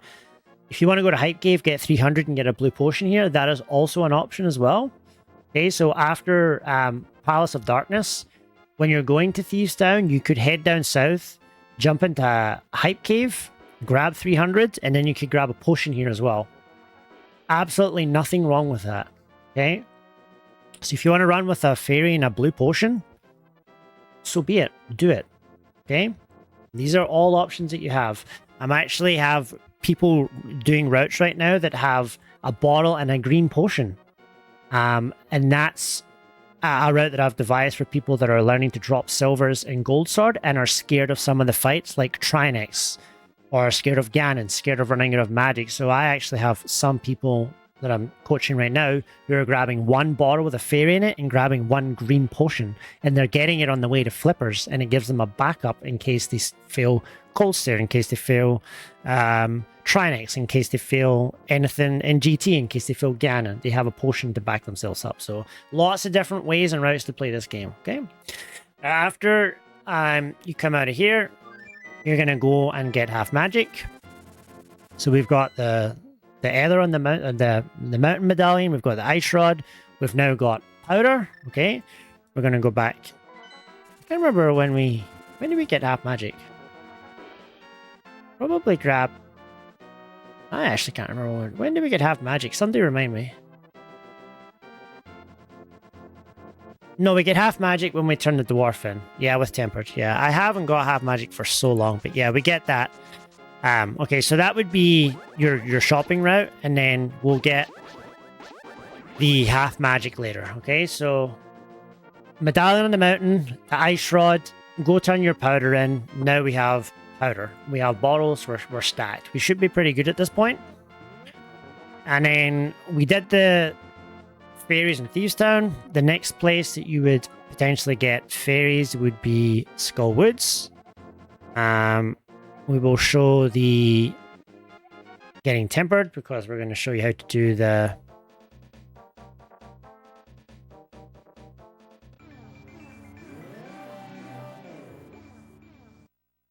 so you're going to turn this in. I will give myself the powder because I'll have it at this point. So you'll drop off the dwarf. Likes to talk a lot. Very cheap upgrade.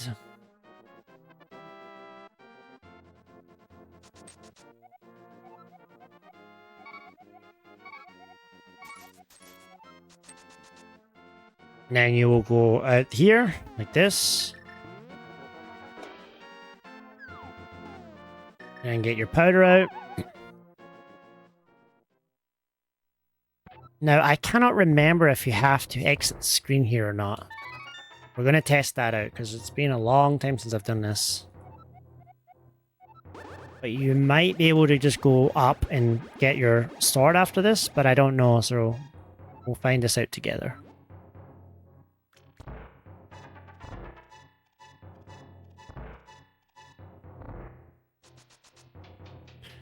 Alright, here we go, save state.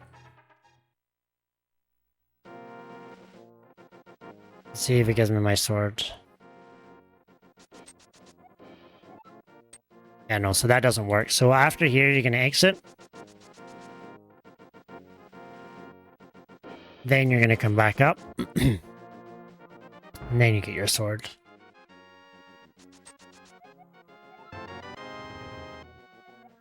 And then exit like that. Okay. So then we have half magic, tempered.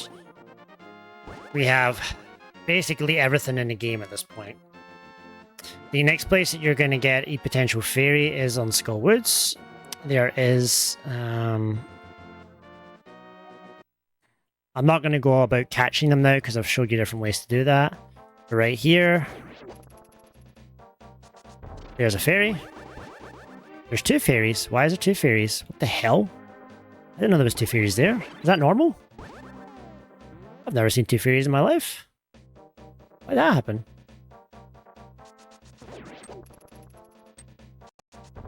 Why is there two fairies there? I remember two fairies being there. Oh, there you go.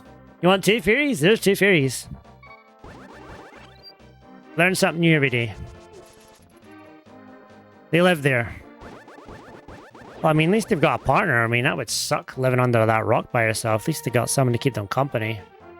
Yeah, I can net dash too. I mean, I don't want to go over all of it, but you can pretty much net dash all of them, like Pop said, but... Well, I guess I'll show it quickly, but... Yeah, the same concept can be used all of them. Trees, you have to dash from the left. This, you can dash from the right. And it works like that. That won't work for a tree, though, I don't believe. I think trees, you have to go from the left. Again, it's not really super important, but if you wanted to do that, yeah, that would work. There is a couple of spots in welcome in by the concision. There is a couple of spots in Skullwoods that you can get fairies. There's actually a lot of spots in Skullwoods when you're doing the beginner route. So there will be the mummy room for a start. If you're doing the mummy room, give yourself a boomerang. Just like boomeranging these guys. Don't make this room harder than it has to be. Just boomerang those guys. Look how easy this room is. This game is so easy. Okay? Don't be a hero. This will be your first spot here. Okay? There's your fairy. Okay? So that's the first spot.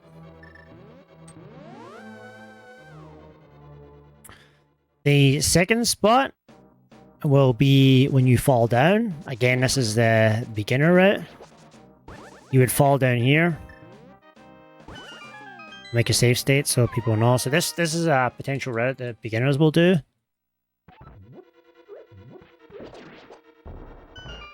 One can spawn there.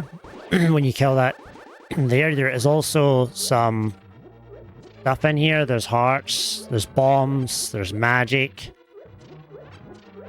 Yeah, this is kind of a little bit of an unknown one, but sometimes that fairy will spawn there when you kill that mini Helma. So it's good to know about that it can spawn there. And then from here, this is a route that not a lot of people might have seen, but you can come down here and you can just walk along this pit here. And then if you dash down here like this, you will always... Oh, this is a different category, never mind. But yeah, you can come like this. But we can't get out. Do I have the hook shot here? This might not be... This might be a different route I'm thinking of. No, it is. That's right. You go like this. Never mind. I forgot about this. Okay, this is how you do it. So I'll show you that again. I'll show you what this looks like in real time as well.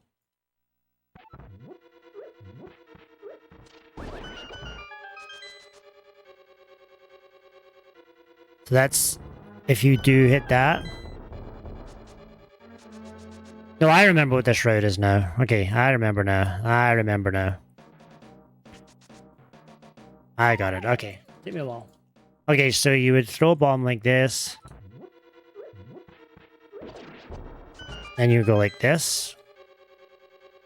Now what you do is you move to the left here. Like this. Like that. And for whatever reason, this always kills this mold arm. I don't know why. You can use a pause menu here if you want. But this will always kill this mold arm. I don't know why it locks it, but this is 100% consistent. You grab this. So that's an option to get a fairy as well. Probably a route that not a lot of people have maybe seen before. I did this route when I first started. The next place you can get it is in Skullwoods. A couple of different spots. The entrance, we'll have another one. Back half, Skull entrance. Get myself some powder here. Okay, powder. Yeah, and this is another one of those rooms that looks hard, but it's really not that hard. You can just fire your way through this room. It's not a hard room. Like, how easy was that? Now, there's some super cool stuff you can do here if you want. You know, you can do like this sort of stuff if you really want to, like get really fancy with it. But as a beginner, just fire out everything. You don't need, just make it easy. If you want to do this and preserve some magic, you just want to walk. Okay, it's not a hard room, okay? This would be another spot that I used to get a fairy at like this. This is what I used to do. If you wanted to... can be a little bit of a dodgy one, this though. I wouldn't suggest like trying to catch this fairy by any manner of means. But it is a nice cheeky way to get a health refill if you want.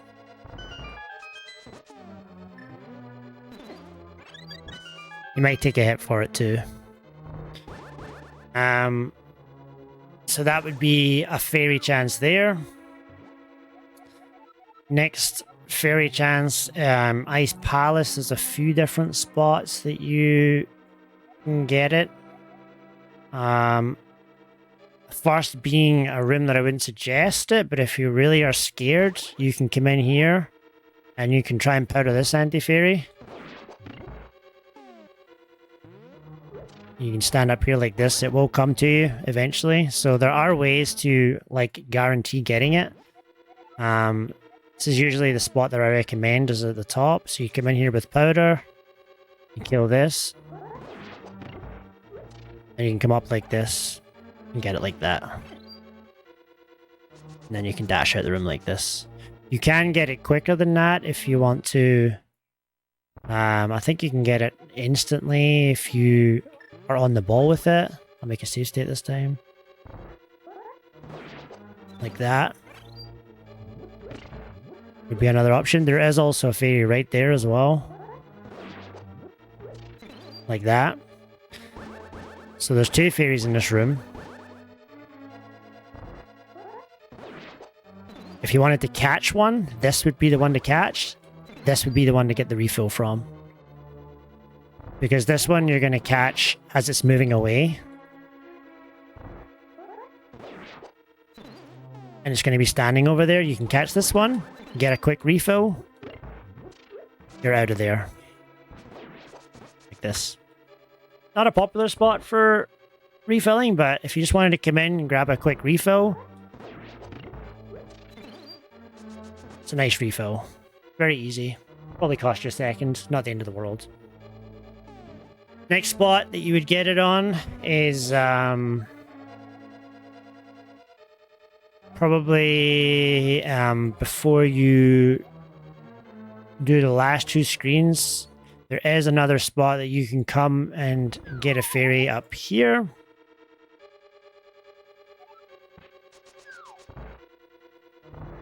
Right here. Then you can dash out.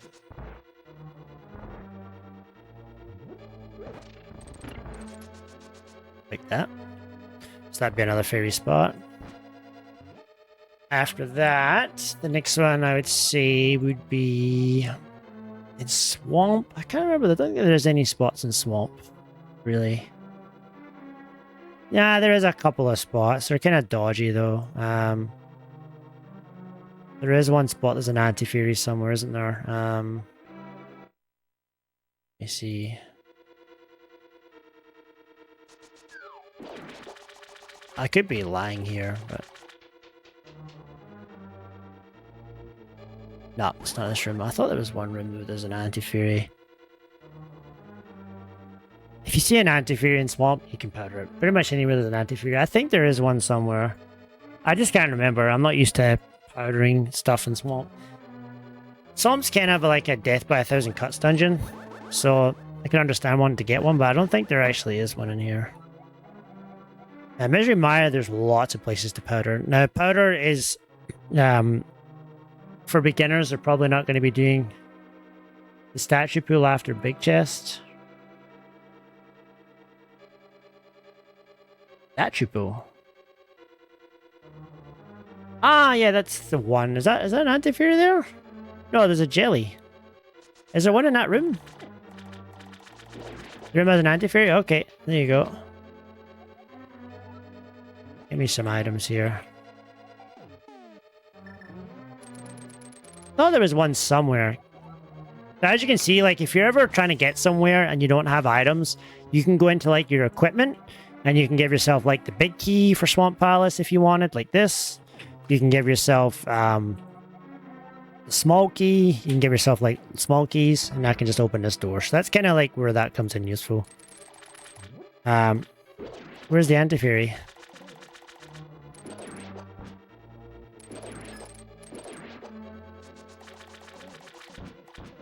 Ain't no anti-fairy in here.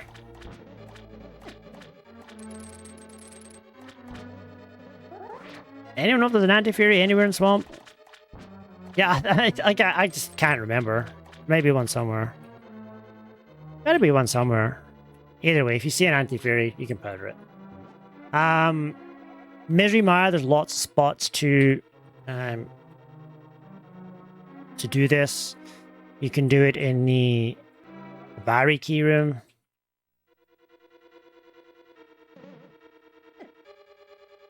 So this one has it. You can powder this if you really want. You can powder this anti-fairy here. That would give you some health there. The next place to do this and Mire would be when you're getting the big key. There's another spot. This is a very easy one to get.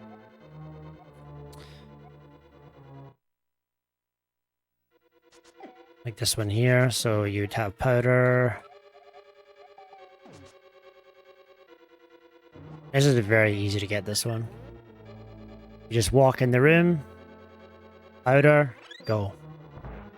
If you wanted to catch it, powder, get your bug net out, catch it. Yeah, this is a really easy one to get. There are some more in the Wizrobe room in Mire if you wanted to get those ones.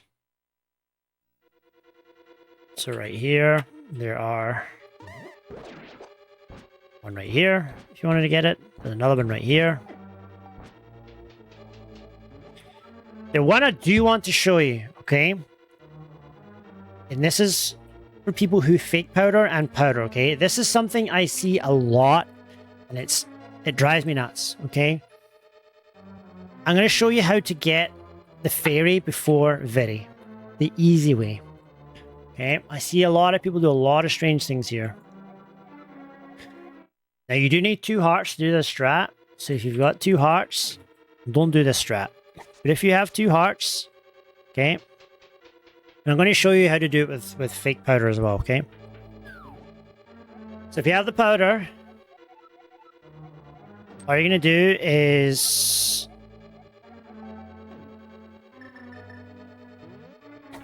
This will be a popular spot, okay? Hold left, get hit by this, face up, powder. Very easy way to do this. It's 100% consistent. You'll never miss it, okay? Do not try and do this and then try and get it here. I've seen people die doing this, okay? What happens is they get stuck in the door, okay? Then this happens, and then they're like, they get chased, and then they're like trying to do this, and then like they're trying to grab the fairy. Like, I've seen all sorts of shit go wrong here, okay? Take the hit, face up, get the fairy, and go. It's very, very, very easy. This is very good for fake powder too, okay?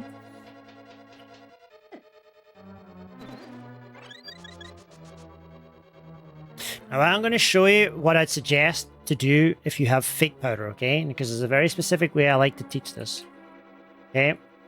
So if you're fake powdering and you're doing spooky, this is what it should look like for number 3 here. So spooky action 2. So this is for some more advanced people. You know who you are. I'll get myself the mushroom here. Okay.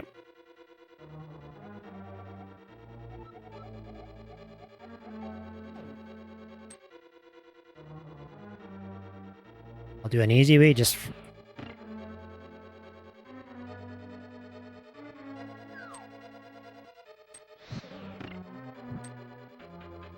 That doesn't seem right, though. No, this is not the correct magic. Something's not right here, so hold on. So basement, that save state did not give me the right. Oh my goodness me, okay, hold on. This is a super tile here.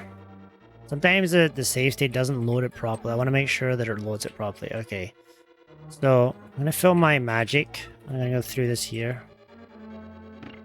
Okay. I'm going to get hit here. Okay.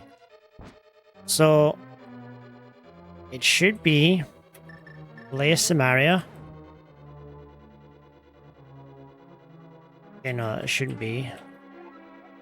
Something doesn't seem right with this save state here. Okay, so first thing you're going to do is you're going to go 1, 2, 3, 4. That is your fire rods. Then you're going to have a Samaria that you lay down. Okay. And then you're going to go 1, 2. Now this is what you should have here. Okay, so it was... Okay, now this is what I wanted to know. Okay. So this save state actually gives us too much here. Okay, so... and then just simulate this. 1, 2. This is correct. Okay, so the save state actually gives you the wrong amount of magic here. This is something to be aware of. You should actually have an extra one laid down like this. Okay. And this is the amount of magic that you should have. So be aware of this if you're practicing this strat. Why is it not working?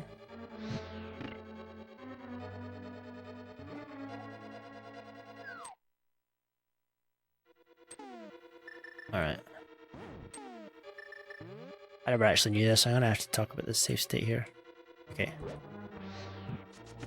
Alright, so this is where you would be. So this is the situation if you were doing spooky and you were going to do fake powder. This is the exact situation you will be in. It's really, really important to know this, right? Because I've seen so many people die here. So many people die not knowing how to do this properly, not knowing how to waste the magic in the correct way. And you want to burn the magic and be empty by the time you get up the stairs. And people they always forget about the one Samaria block that you have left in your inventory, and they try burn it in the next room and it kills them. Okay? I can't stress this enough for people that are doing half magic pre-vidi, but are still doing spooky. This is for you guys, okay? Everyone else will be doing powder and it's irrelevant. So you're going to do your spooky. You're going to change to the Samaria block. You're going to lay your block like that, okay? Then I'll show you maybe this way if you do it like this. Make sure you lay the block to the left, okay?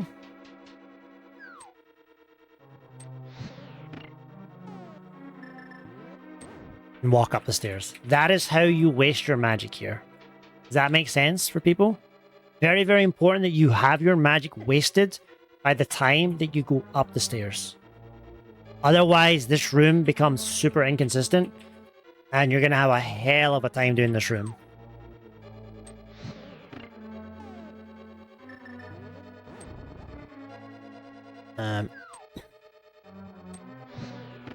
If you want to be super careful about it, you can do it like this. But just make sure you burn this Samaria somewhere. I'm going to give myself the mushroom this time. Alright, so for this room here, again, get hit. Just like that. That is the 100% consistent. Okay? Walk left, face up, Samaria, mushroom, berry, go. Take the hit, Samaria, mushroom, get the fairy, go. Very, very, very easy strat that can go very wrong if you don't set yourself up just like this. And that's why I super recommend doing the hit strat. If you wanted to, you could obviously just stand here and do it. Like this. That would also work if you wanted to just stand here and do that.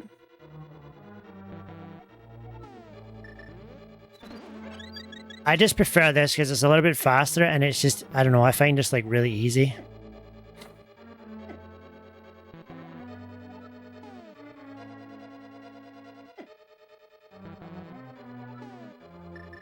The most important thing to remember about this is to keep spamming the button. Okay, so when you're in this menu, you're going to keep spamming that start button until the start comes up. And then you're going to keep spamming that Y button even after you spammed it. Don't try to time this. Spam the buttons, okay? So move over. Use your Samaria. Spam the pause button as fast as you can. Spam the Y button as fast as you can. You should never miss this ferry. Okay. That was something I feel really strongly about because I've seen so many people die there. So hopefully that'll help some people out. The next place to get at Turtle Rock will be on the Death Mountain screen. Right here. You can, I believe, you can get this with the hammer dash if you want. Like this. Maybe not. Can you get it from this side? Yes, you can get it from the left here. So if you really want to guarantee the ferry, you can come like this. If you want to just YOLO it, you can go like this. It's up to you. So you come out like maybe do this sort of thing.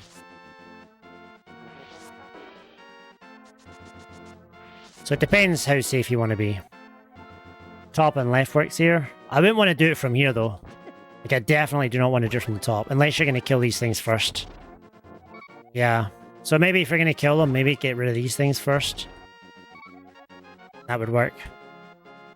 Yeah, I'd probably personally do this if it was me, but that I wouldn't be doing. I'd probably just be doing this, but yeah, so top left, or if you want to kill them like this, and then do it like that, like Medium says. Definitely a suggestion as well. Whatever works for you, whatever you feel comfortable with, that's always the main game here. Lots of different options.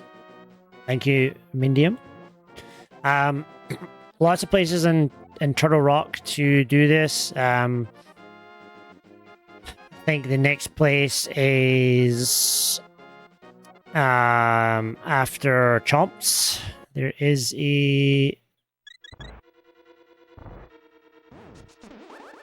Did I really do that?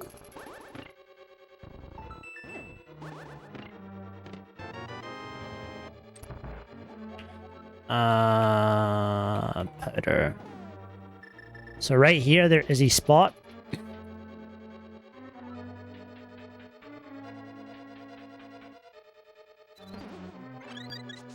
That would be your first spot. There is also a very free spot in Pokies 1, which you're going to see. There is 4 anti-fairies. It is the easiest fairy to get in the game.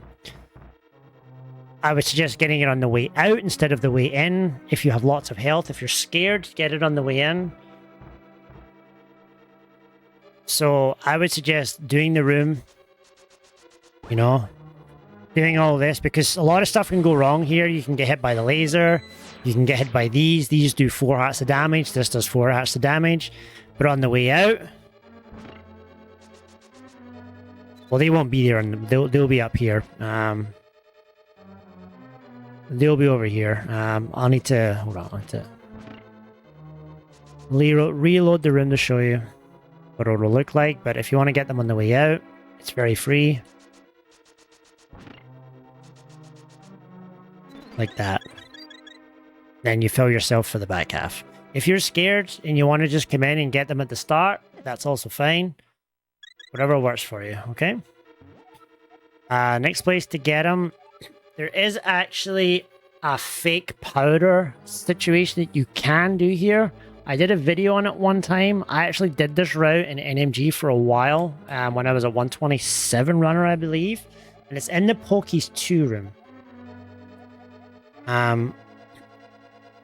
Now, I did the Fire Rod strat or Fire Rod route for quite a while on Pokies 2, so I always had this. I am going to show you it, but it's not something I would suggest for new runners or anything like that, but it is something to be aware of if you're crapping yourself in TR and you're down to like 2 hearts and you want to get a refill. You can actually refill here. So you won't have this much. You'll probably have, I don't know, like maybe something like this. So I used to come in here and did Fire Rod strats here. And then like that. And then you can basically do it right here. If I have my shroom. Just let's load that up. So you'll probably come in with something like this. I'll give myself the shroom this time. There are some things to be aware about with this, though. Alright, so you come in, something like this, and then I do like this.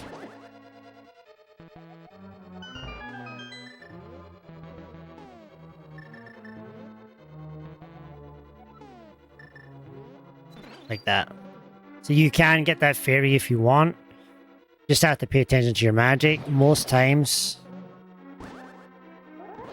you'll have one magic left, so I just waste a Samaria like that.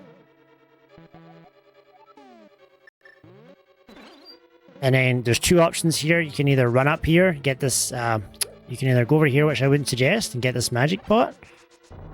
And continue.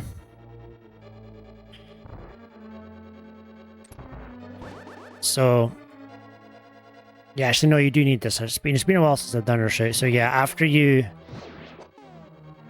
burn this here, again, this is why I don't suggest it, because it's quite complicated, this route.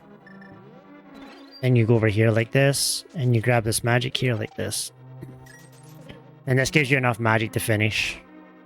And I actually used to use like arrows here. And then I would do arrow strats here.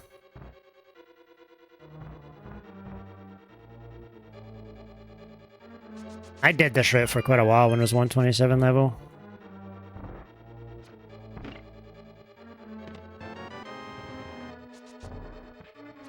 Like that. And that gives you a Samaria block for the maze. Then that gives you a Samaria block for Laser Bridge. Or whatever. Again, that's a really obscure route. But I kept dying in TR when I was like a 128, 129 level runner. And I only had like the mushroom and I didn't have like safeties, I don't believe. Or it was maybe a bit lower than that. So I wanted a way that I would stop dying in TR. Because it was like infuriating me. So I designed this route to be able to fake powder, get the magic and survive through. And it actually got me through quite a few runs. Again, I don't see beginners doing that, but it is something if you start to drop all of your safeties and you have mushroom and you have 2 hearts, like say you're like got 2 hearts going into Pokies 2, like are you going to be able to make it through the rest of the game with 2 hearts? Probably not. So this is a very easy way to get your health back. It is quite slow, but it just shows you that there is a way to get through the game. And sometimes not dying is better than losing time, or better than going too fast. There are some other spots in TR, a couple more spots there. In the switch room, they are slow, but you can come down here and get this one here, like this.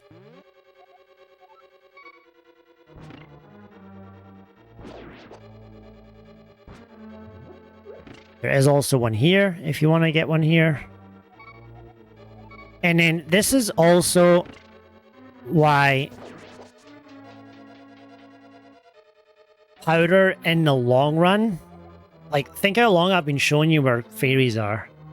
The longer that you have powder and the more you rely on it, the more you continually use it and just keep trying to get yourself out of jail.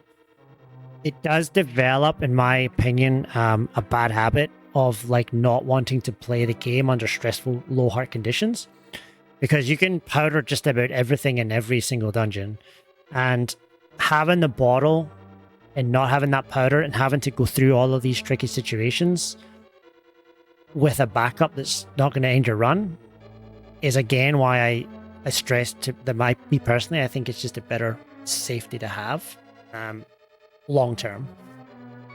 But again, no right or wrong here. And GT, I think there's quite a few spots. I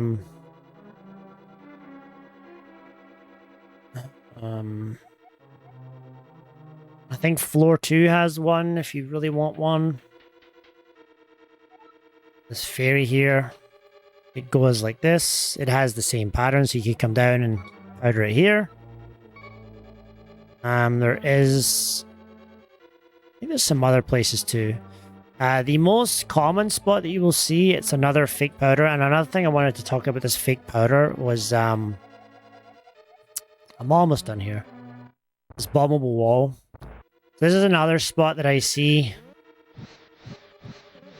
If you're going to fake powder here. And it's something I see a lot of as well. You do not need to move left or right out of this room. Can't stress that enough. if you're going to fake powder, just move down. You do not need to move left or right or anything like that. Move down. Mushroom. And then if you want to just come in like this, that is also an option too. I really like this strat.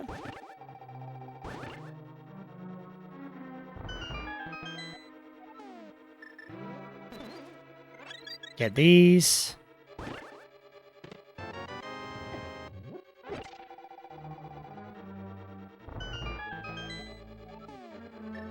Not sure if this will work.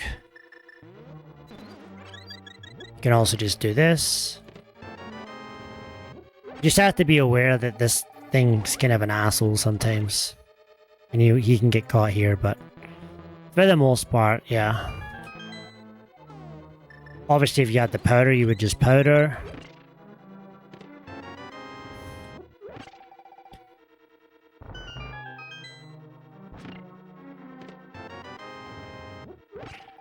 This is another way to do this room that I really like, that you might not see from people. It's very, very nice, very fast, very safe. Nothing will hit you.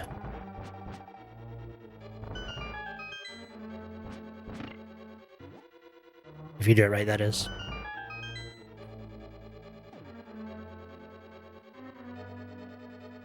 And that's about it from me, I think. Any questions about that? Are there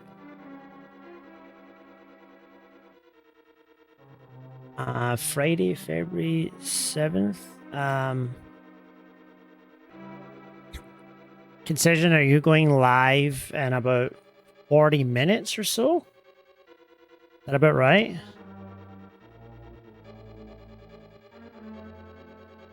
So if you skip this key, you would grab the torch key.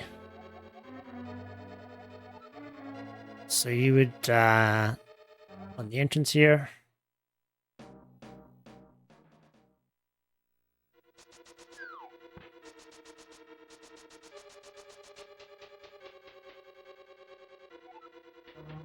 You would just grab this key here. Now, if you grab that key here, okay, what you can do is, in this room here, the bombable floor room that I just did there, let's say we have the powder this time.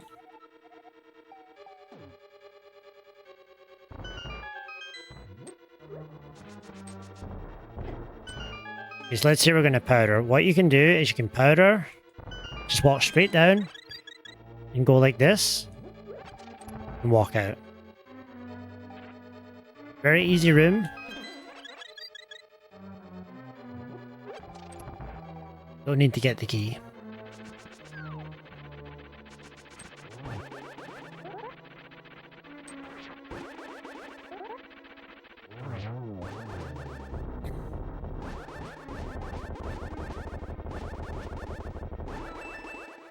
I'm going to see if I can tie you over till Concision goes live. I think Concision's going to go live in about 30 minutes, so I might just tie you over and maybe take some questions from people, or maybe get some rooms, if you want to name some rooms that you want to see being done.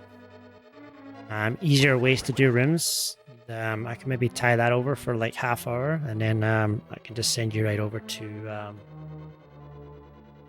certain.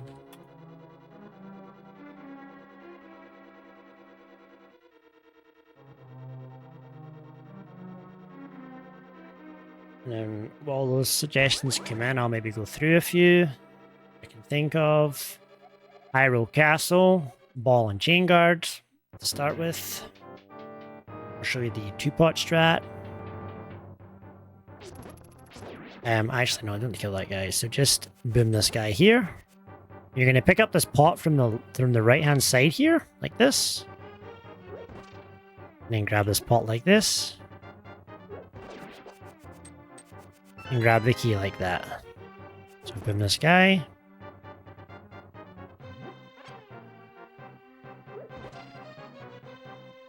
I think this also works too. So I think both those ways work, but basically you wanna go to this wall here, and what you're doing is you're aggroing this guard here. Then a lots of times I used to come in like this against this wall like that, and you see how this guy aggroed right early in front of the key. If you want to do it just a very basic way, you can grab it like this. It also works too. And use your boomerang like this. Very easy way to do this room. I did 2-pot for way into like the sub 30s, I think. I might have changed to 1-pot. Like 131, 130, that sort of thing. Very easy way to do this room. Eastern Palace, apart from that, is fairly easy. There's not really any screens that are going to kill you. Eastern Palace. There's not really too... The Style Force room, just take your time. This is a room that looks tricky. Stick with cardinals. So move left, move down, move right, throw. See how easy that was? So if you stick with cardinals here... Not a hard room. This is a room that a lot of people struggle with. Stick to the cardinals, pass the halfway line, move down, turn right, hit. Not hard. Easy. Easy game. This game's easy. Trust me. You do easy strats, this game's easy. You'll never fail. The anti-fairy room in Eastern Palace. What's it called again? I'm the wrong desert. Big chest room. Big key damage room. Okay, this one here. So this is the hard way to do it. This is what we call the Popal boost. Okay, that is one way of doing it. The second way to do this is what I call the anti-fairy boost, where you start up here and you move down like this, and you take the boost off the anti-fairies instead.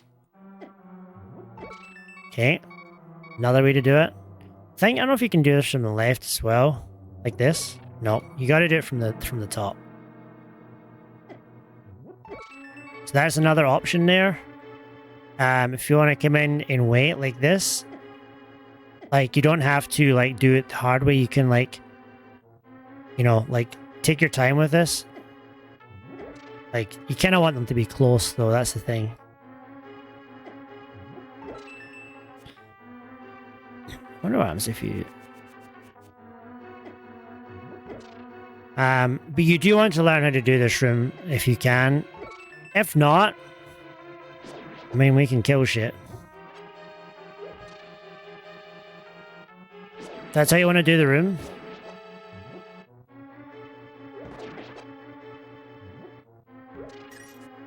Probably go in and kill this thing first, actually.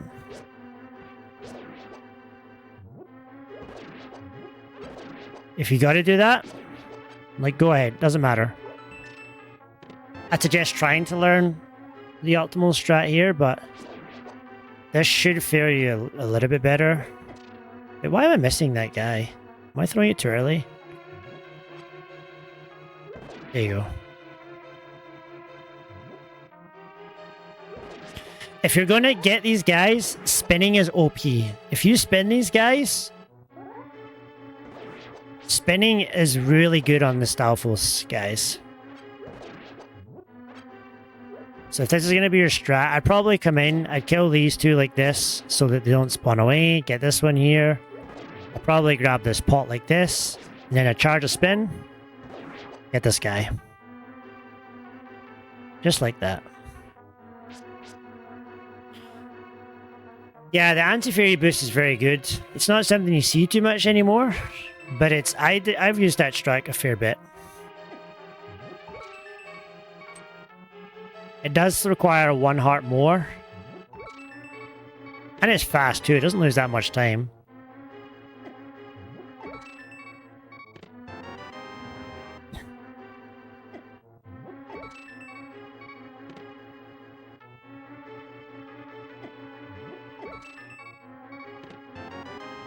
I mean, very, very, very good strat. Not something you see very often these days, to be honest.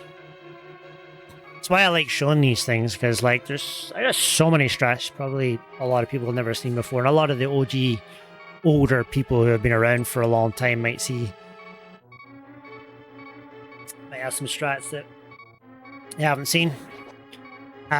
Gifted with greenies, probably the next room that is hard that you can make easier.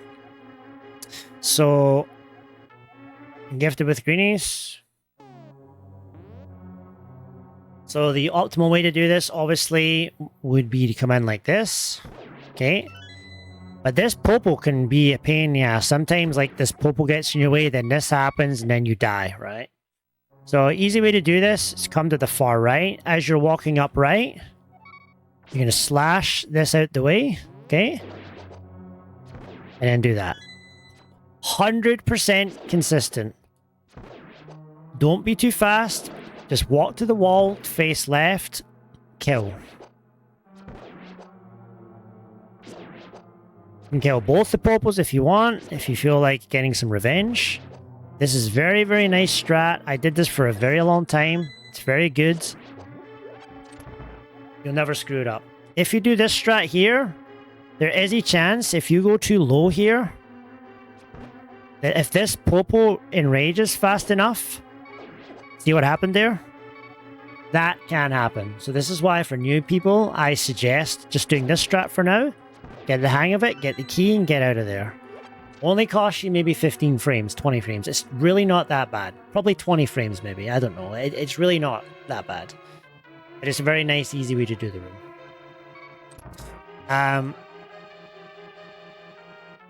Get the double Igo room in Eastern Palace.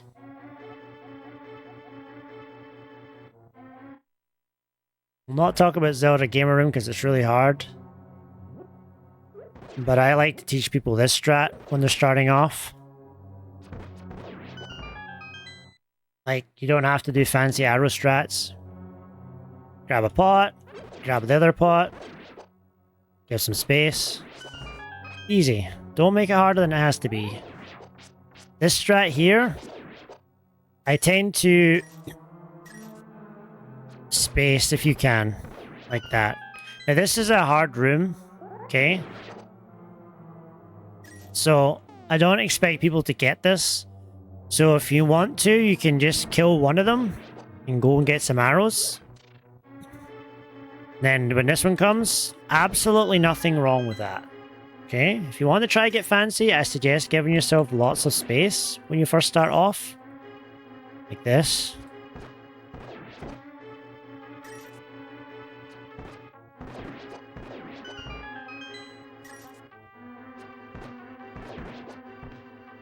That might happen if you get too much space, though. That's kind of the issue with that. Obviously, you know, like kind of pro players would do something like this. There's different ways to kill this, but when you're starting off, you might even be able to do something like this. Like that might be easier for some people. Like going left to right like this. Lots of different options. Again, if you're scared, just kill the one, go get some arrows. And then kill this one here like that, and then on you go. Don't need to make it hard. Can't stress that enough. Make the game easier than it has to be. Or make the game easier. Don't make it as hard as it has to be. I don't know, I probably said that wrong.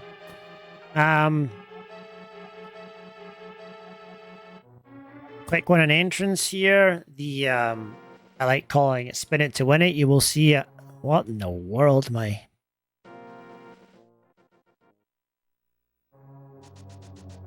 This is what we call the, I don't know, the double, I call it the double dash strat. It's quite fancy. It's not easy at first. Okay, so this is what we call double dash. Not an easy thing to do. Very easy thing to do. Just let go of the B button. Spin to win. This is what I call spin it to win. I used this strat for a very, very long time. Like, even as low as 124, I still use this strat. I love this strat. I don't do it now because it's a tiny bit slower than the double dash RTE, but it's very, very good. It got me all the way down to 124 doing this strat. Can't recommend it enough. Anything else in Desert Palace that's really super hard? Not really. These are all fairly easy rooms. You're not really going to die in Desert Palace too much. Hera's a bit of a tough one. Obviously the mountain. If you don't want to do the spin speed, you can just dash. One thing to notice about Death Mountain, if you're dying, don't be scared to come in here. Talk to the old man. He does talk a lot, kind of a pain in the ass, but he will fill up your health. So once he's finished yapping, he will fill your health, and you can come back out here and continue on. So just something to be aware of for that. Anything else in Hera?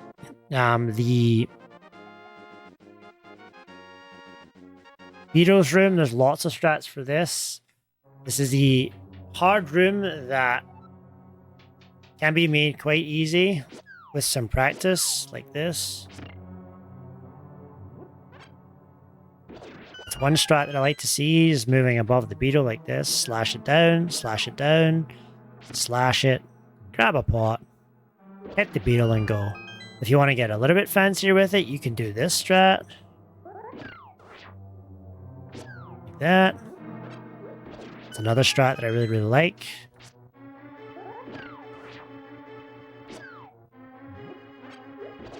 And then you get like a more optimal strat like this. There are lots of different options here. I think you can even do this if you want.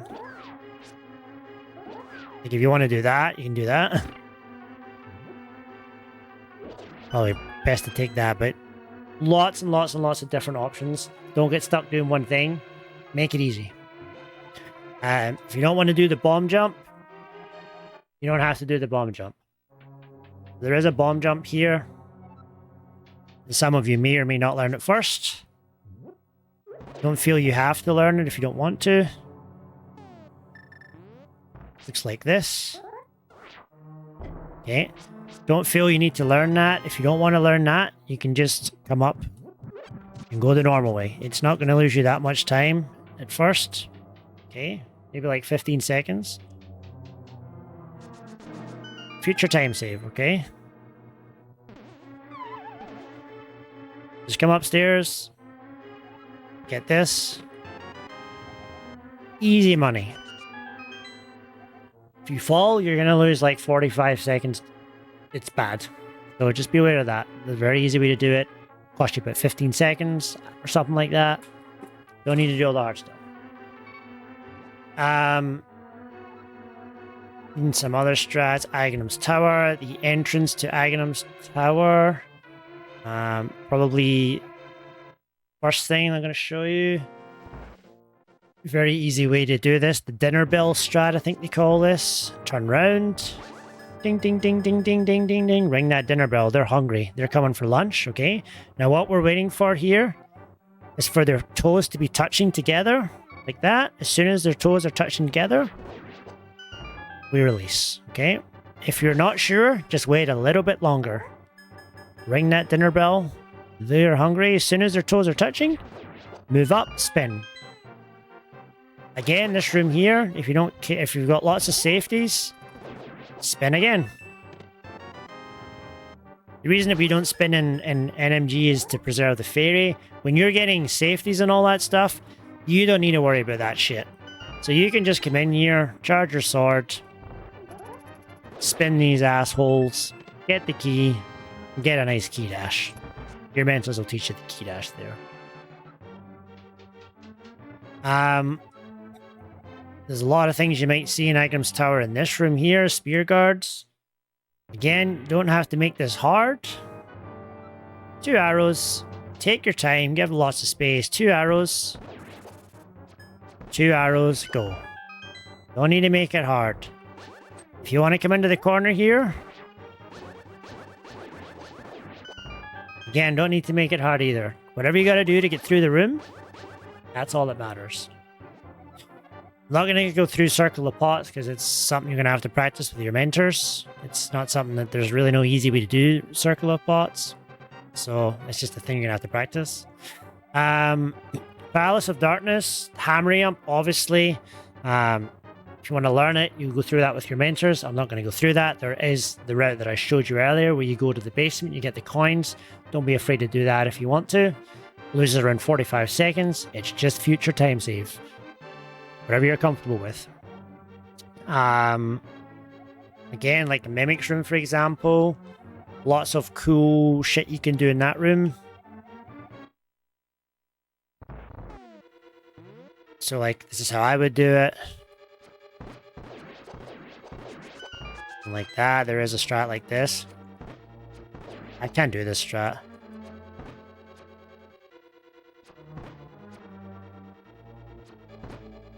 That's it. There's that strat, and then this is how I do it. But you don't have to do that, okay? You can just come in. Okay, if you want to come in. Go left, right. Get your sword out. Dash. Don't need to make it hard.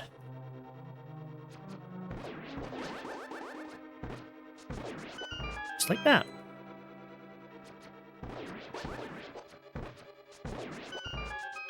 Make it easy.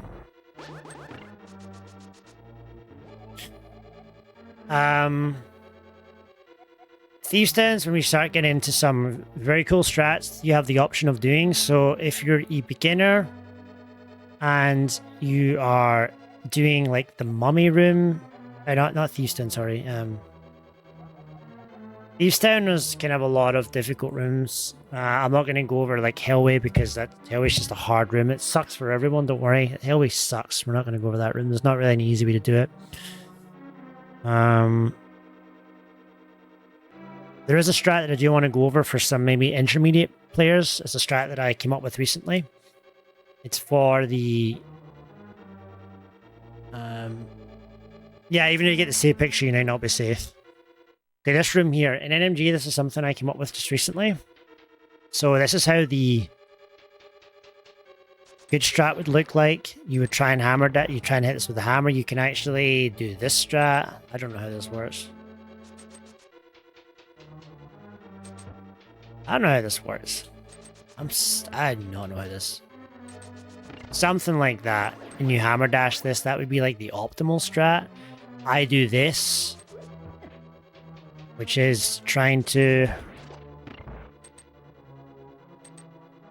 get the hammer and this on the same frame, like this. Okay. I'm gonna tie them over, Concision, and I'm gonna come raid you. By the way, I don't know if you were here earlier. What I like to do now, or what I used to do, is I use the menu to the bombs to read this RNG, and then I slash if I need to. Okay. So you have a menu to use. Okay, this one here, it's just grab the pot. Because you don't need the hammer, okay? So this is what I actually experimented with. I really like it. I still do it from time to time. And I'm like top 15 player. Like going for like top 10 and I still use this strat, so. It's good enough for me, it's good enough for other people. I really, really like this menu here. I don't think the menu and the coming out of Thieves' Town actually really helps you too much, personally. So that's another strat that if you did this, you'd have to learn how to do the next strat without a menu. But if you're like intermediate level and you do any kind of rando, I would expect you to know how to do that anyway. I don't think that the menu really helps you too much coming out of Thieves' Town, getting the 300 chest. So I thought I'd throw that out there for some intermediate people. Skullwoods. The one thing I'm going to talk about is the mummy room. Mummy room, if you're a beginner, you're going to have, I think, is it Aether? I never remember which ones it is. I think it's Aether, right? So you have two options here. You can come in. Actually, you're going to have probably the mirror out here, or bombs. Yeah, you're going to have bombs here. Okay, so if you want to just come in this room, you can just kill everything with this.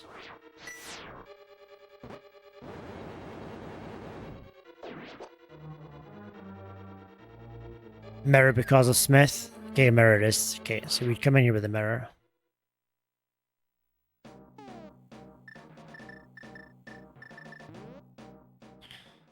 So yeah, if you want to use the Ether right away, you can just come in, use this. It will kill everything in the room.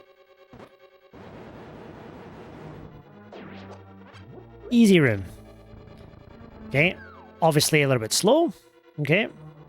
Yeah, that's what I went over earlier in the stream, Cola, is if you do early shopping, you will have the Ether, you will have the ice rods, you will have powder. You're going to be stacked coming into this. If the intermediate level, this is what I suggest. Boomerang, boomerang, and then go.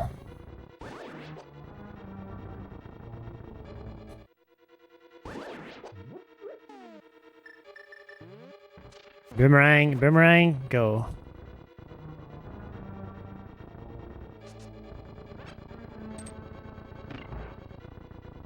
Very, very good strat. I used boomerang for a long time as well. I love the boomerang strat. So I'm not even going to go into the advanced, but for some intermediate people, just so you know, the spawn of the item there depicts whether the hand drops down or not. Now, I don't know if that's Prac Hack only, but you'll see that the hand's not dropping down. It will not drop down until that arrow's off the screen. Now the arrow's off the screen, it will drop. I can't remember if that actually happens in a vanilla game or not. I don't really pay attention to it, but it is something to be aware of. That drops, you'll have sprite overload, so it won't drop. So yeah, it looks like that happens in the game too. I don't pay attention to that really. I just, because the strat that I do is fast, it doesn't matter. The hand doesn't affect me at all. But if you're doing this strat, the hand will affect you, just so you know. So something to be aware of.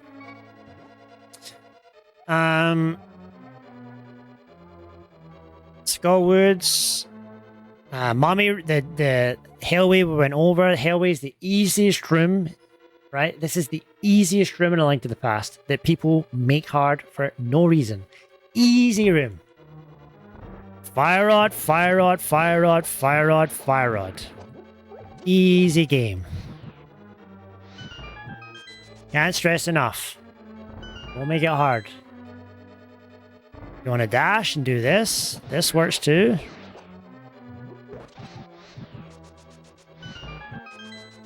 If you want to preserve magic, you can even do this if you want. Pick up extra magic. Doesn't have to be a hard room. I guess I can show you the next room too. A couple of different options here. There's a heart here you can get if you want.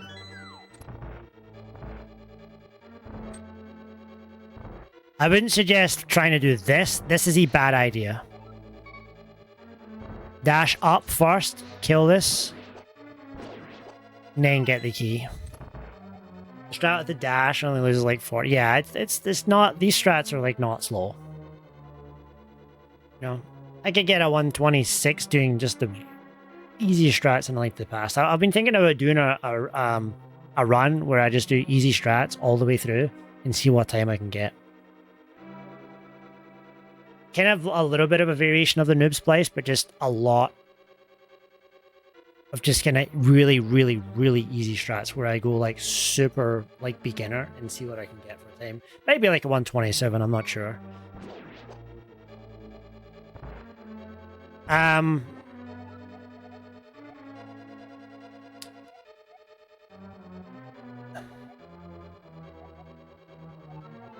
Skullwoods, we did Ice Palace. I'm going to say the big thing that I've taught people that has changed a lot of their game is do not come in here and try to learn the 2-bomb strat. Please, this will be a bad time for you. If you're starting off, just do the 1-bomb strat.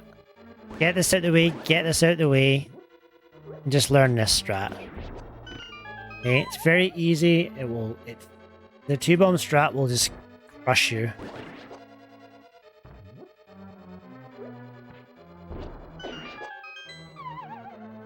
You want to kill things, kill things. You want to get rid of these things here. You want to kill them. If you want to kill these things even, get them out of the way.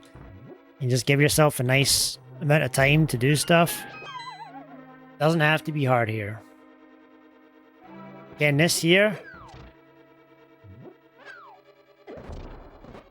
That is also an option too. I don't know if any of you have ever seen that before, but some people, it does lose health, but it is quite funny that you can do this strat, get hit, and it does work. This is just like a kind of a joke meme strat, but it is quite funny.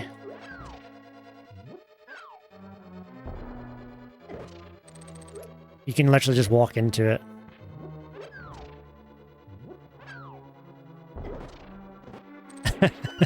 Like, pretty funny, but obviously you lose health doing that.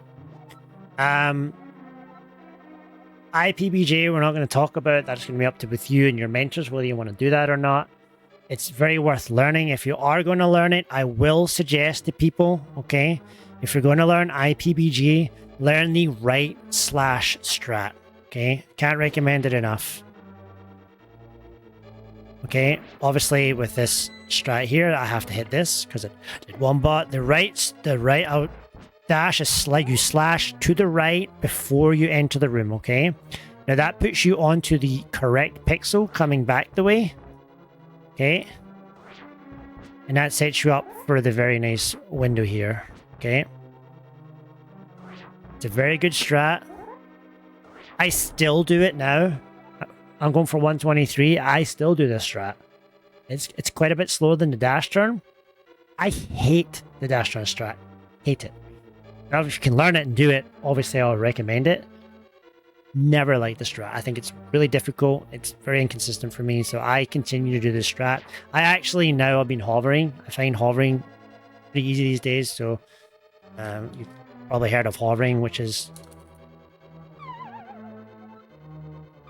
Obviously, I'm not fresh right now, but... Yeah, I haven't practiced, but that's what I've been kind of doing in my runs. I actually just cut my nails, and I usually need a few minutes to practice that, but...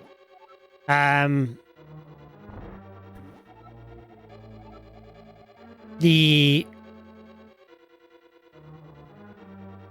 Penguin lineup room, there is a couple ideas for this. This is a hard room. You can do this just cardinals like this. You can just stand here.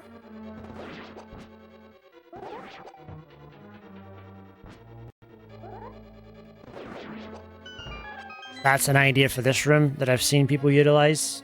It's quite nice.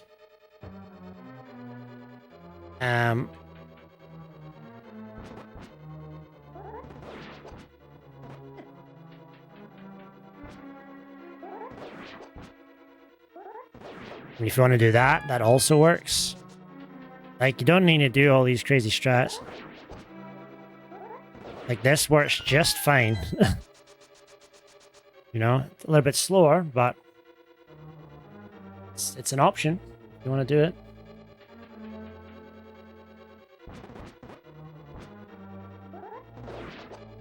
There's probably some other cool stuff you can do in here. The Lonely Firebar room. I suggest the strat that I came up with a while back, but it's a variation of the strat that I do that's easier, okay? Down left hammer, dash, up, dash, okay? Very easy, very fast.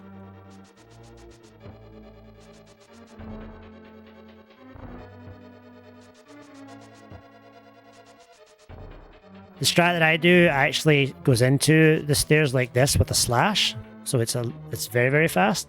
This loses about a half second on this. It's very, very easy. You can do it with a sword. You don't even need a hammer. You can go sword, sword. Like, you can do it hammer, sword. It's very, very easy strat. I suggest it to most of the people that I teach. 5-1x2.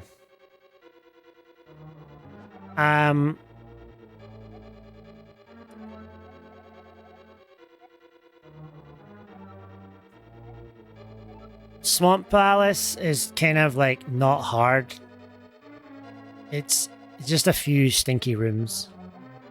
The one thing I will say about it is when you're going through the main hub. So the main hub the first time, if you don't want to do the Phelps squeeze, let's go. And so the first way you go through it, right, you're going to go like this, okay? And you'll always bait this fireball, right?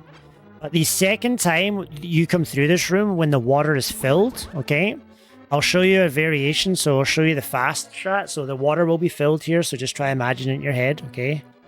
So you'll come down. This is the fast strat, like this, okay? Obviously quite hard.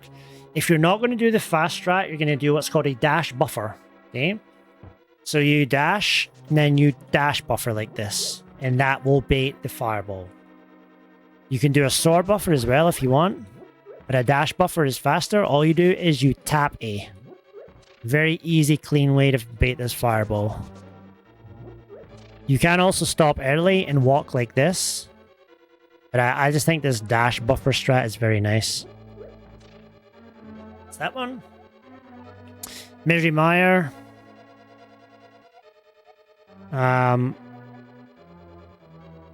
Spark Gamble, very easy way to do this room. Obviously, there's a hard way to do it where you go for the Spark Gamble. It looks like this. So that would be like the Spark Gamble. If you don't do Spark Gamble, the easiest way to do this is to walk down here and you wait till you see the spark on the screen. So there's a spark on the screen. We dash and we dash. Show you again. Wait till you see the spark on the screen. You can dash, dash, dash to the stairs. Very easy. The Wiz Robes room here. You can literally just walk. Don't you do anything fancy. You will miss the heart if you do that, however. So if you want to use the hook shot, you'll get the heart. If you want to farm, you can walk in and slash.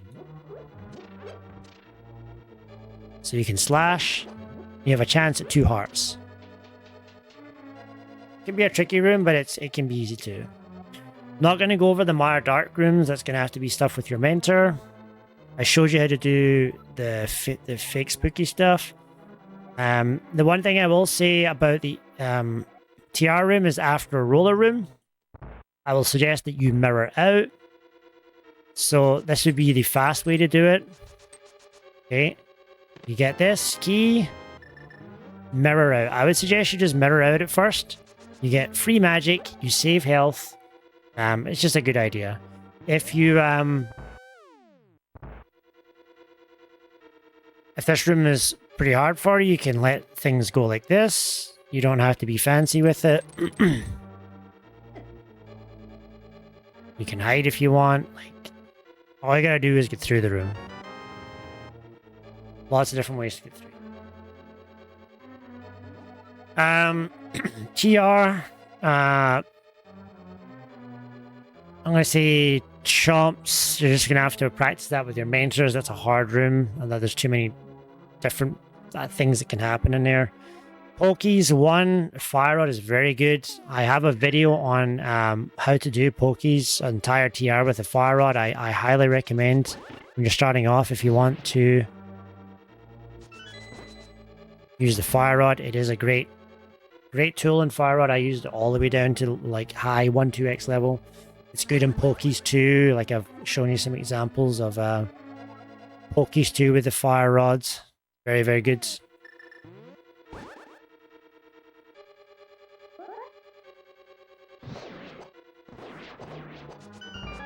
Very, very useful tool to have. If you're mirroring out, you'll have lots of magic, so you don't have to worry about magic. Gannis Tower. I'm not going to through the first part. First one's probably Spike Skip. All you gotta do is Cardinal, Cardinal, Cardinal. Don't make it harder than it has to be. Cardinal, Cardinal, Cardinal, go. If you're struggling with this strat here, for example here, if this is hard for you, and like this is hard for you, right? Just use the Samaria. Very easy. You can Samaria here. Very easy.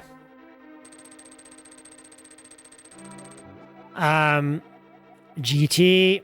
Mimics room. Again, take your time with this. You don't have to go fast.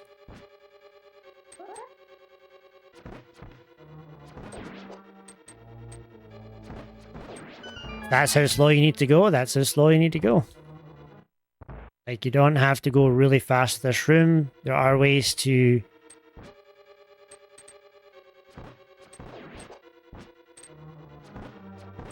That's all you need to do. Same with this room here. If you need to take your time, line it up. Like, whatever you need to do to get through. Lots of easy strats to do. I'm not going to talk about gauntlets. That's an entire lesson. Lamolus I'm not going to talk about. Wizrobes I'm not going to talk about. Yeah, that's about it. So that's kind of a list of some easier stuff. We are going to go see Concision because he's about to start up and I don't want to cut into his time. So that was a lot longer than I thought it was going to be. I didn't really know Concision was going to be firing up, so I thought I'd just keep you going until that time.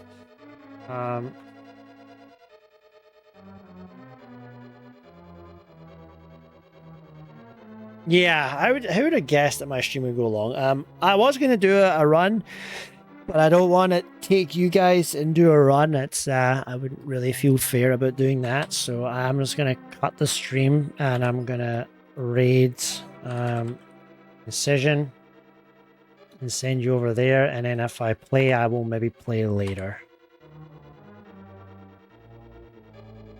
So thanks everyone. Most of my streams are long. Again, if you want to hang out with me and learn, practicing is definitely something I'm big on. And I also love helping brand new players. I'd say that's the two people that I love to help, is people who like to practice and people who are brand spanking new to the game. I love teaching complete new players. I feel I'm really good at it. I'm very understanding. I've got a lot of empathy. But again, all the best. Don't take it too seriously. It's not a competition to crush each other. It's a bit of fun. We're all here to learn. And yeah, we'll head over there. And best of luck, everyone. And don't be afraid to touch base either. I guess I could put my Discord in there too before I go. If anyone wants to come and join the nerd server, as I said at the start, it's a place where we welcome everyone and of all skill levels. You are welcome to come in there and we can teach you as well. Everyone's friendly for the most part. But yeah, thanks everyone. Take care.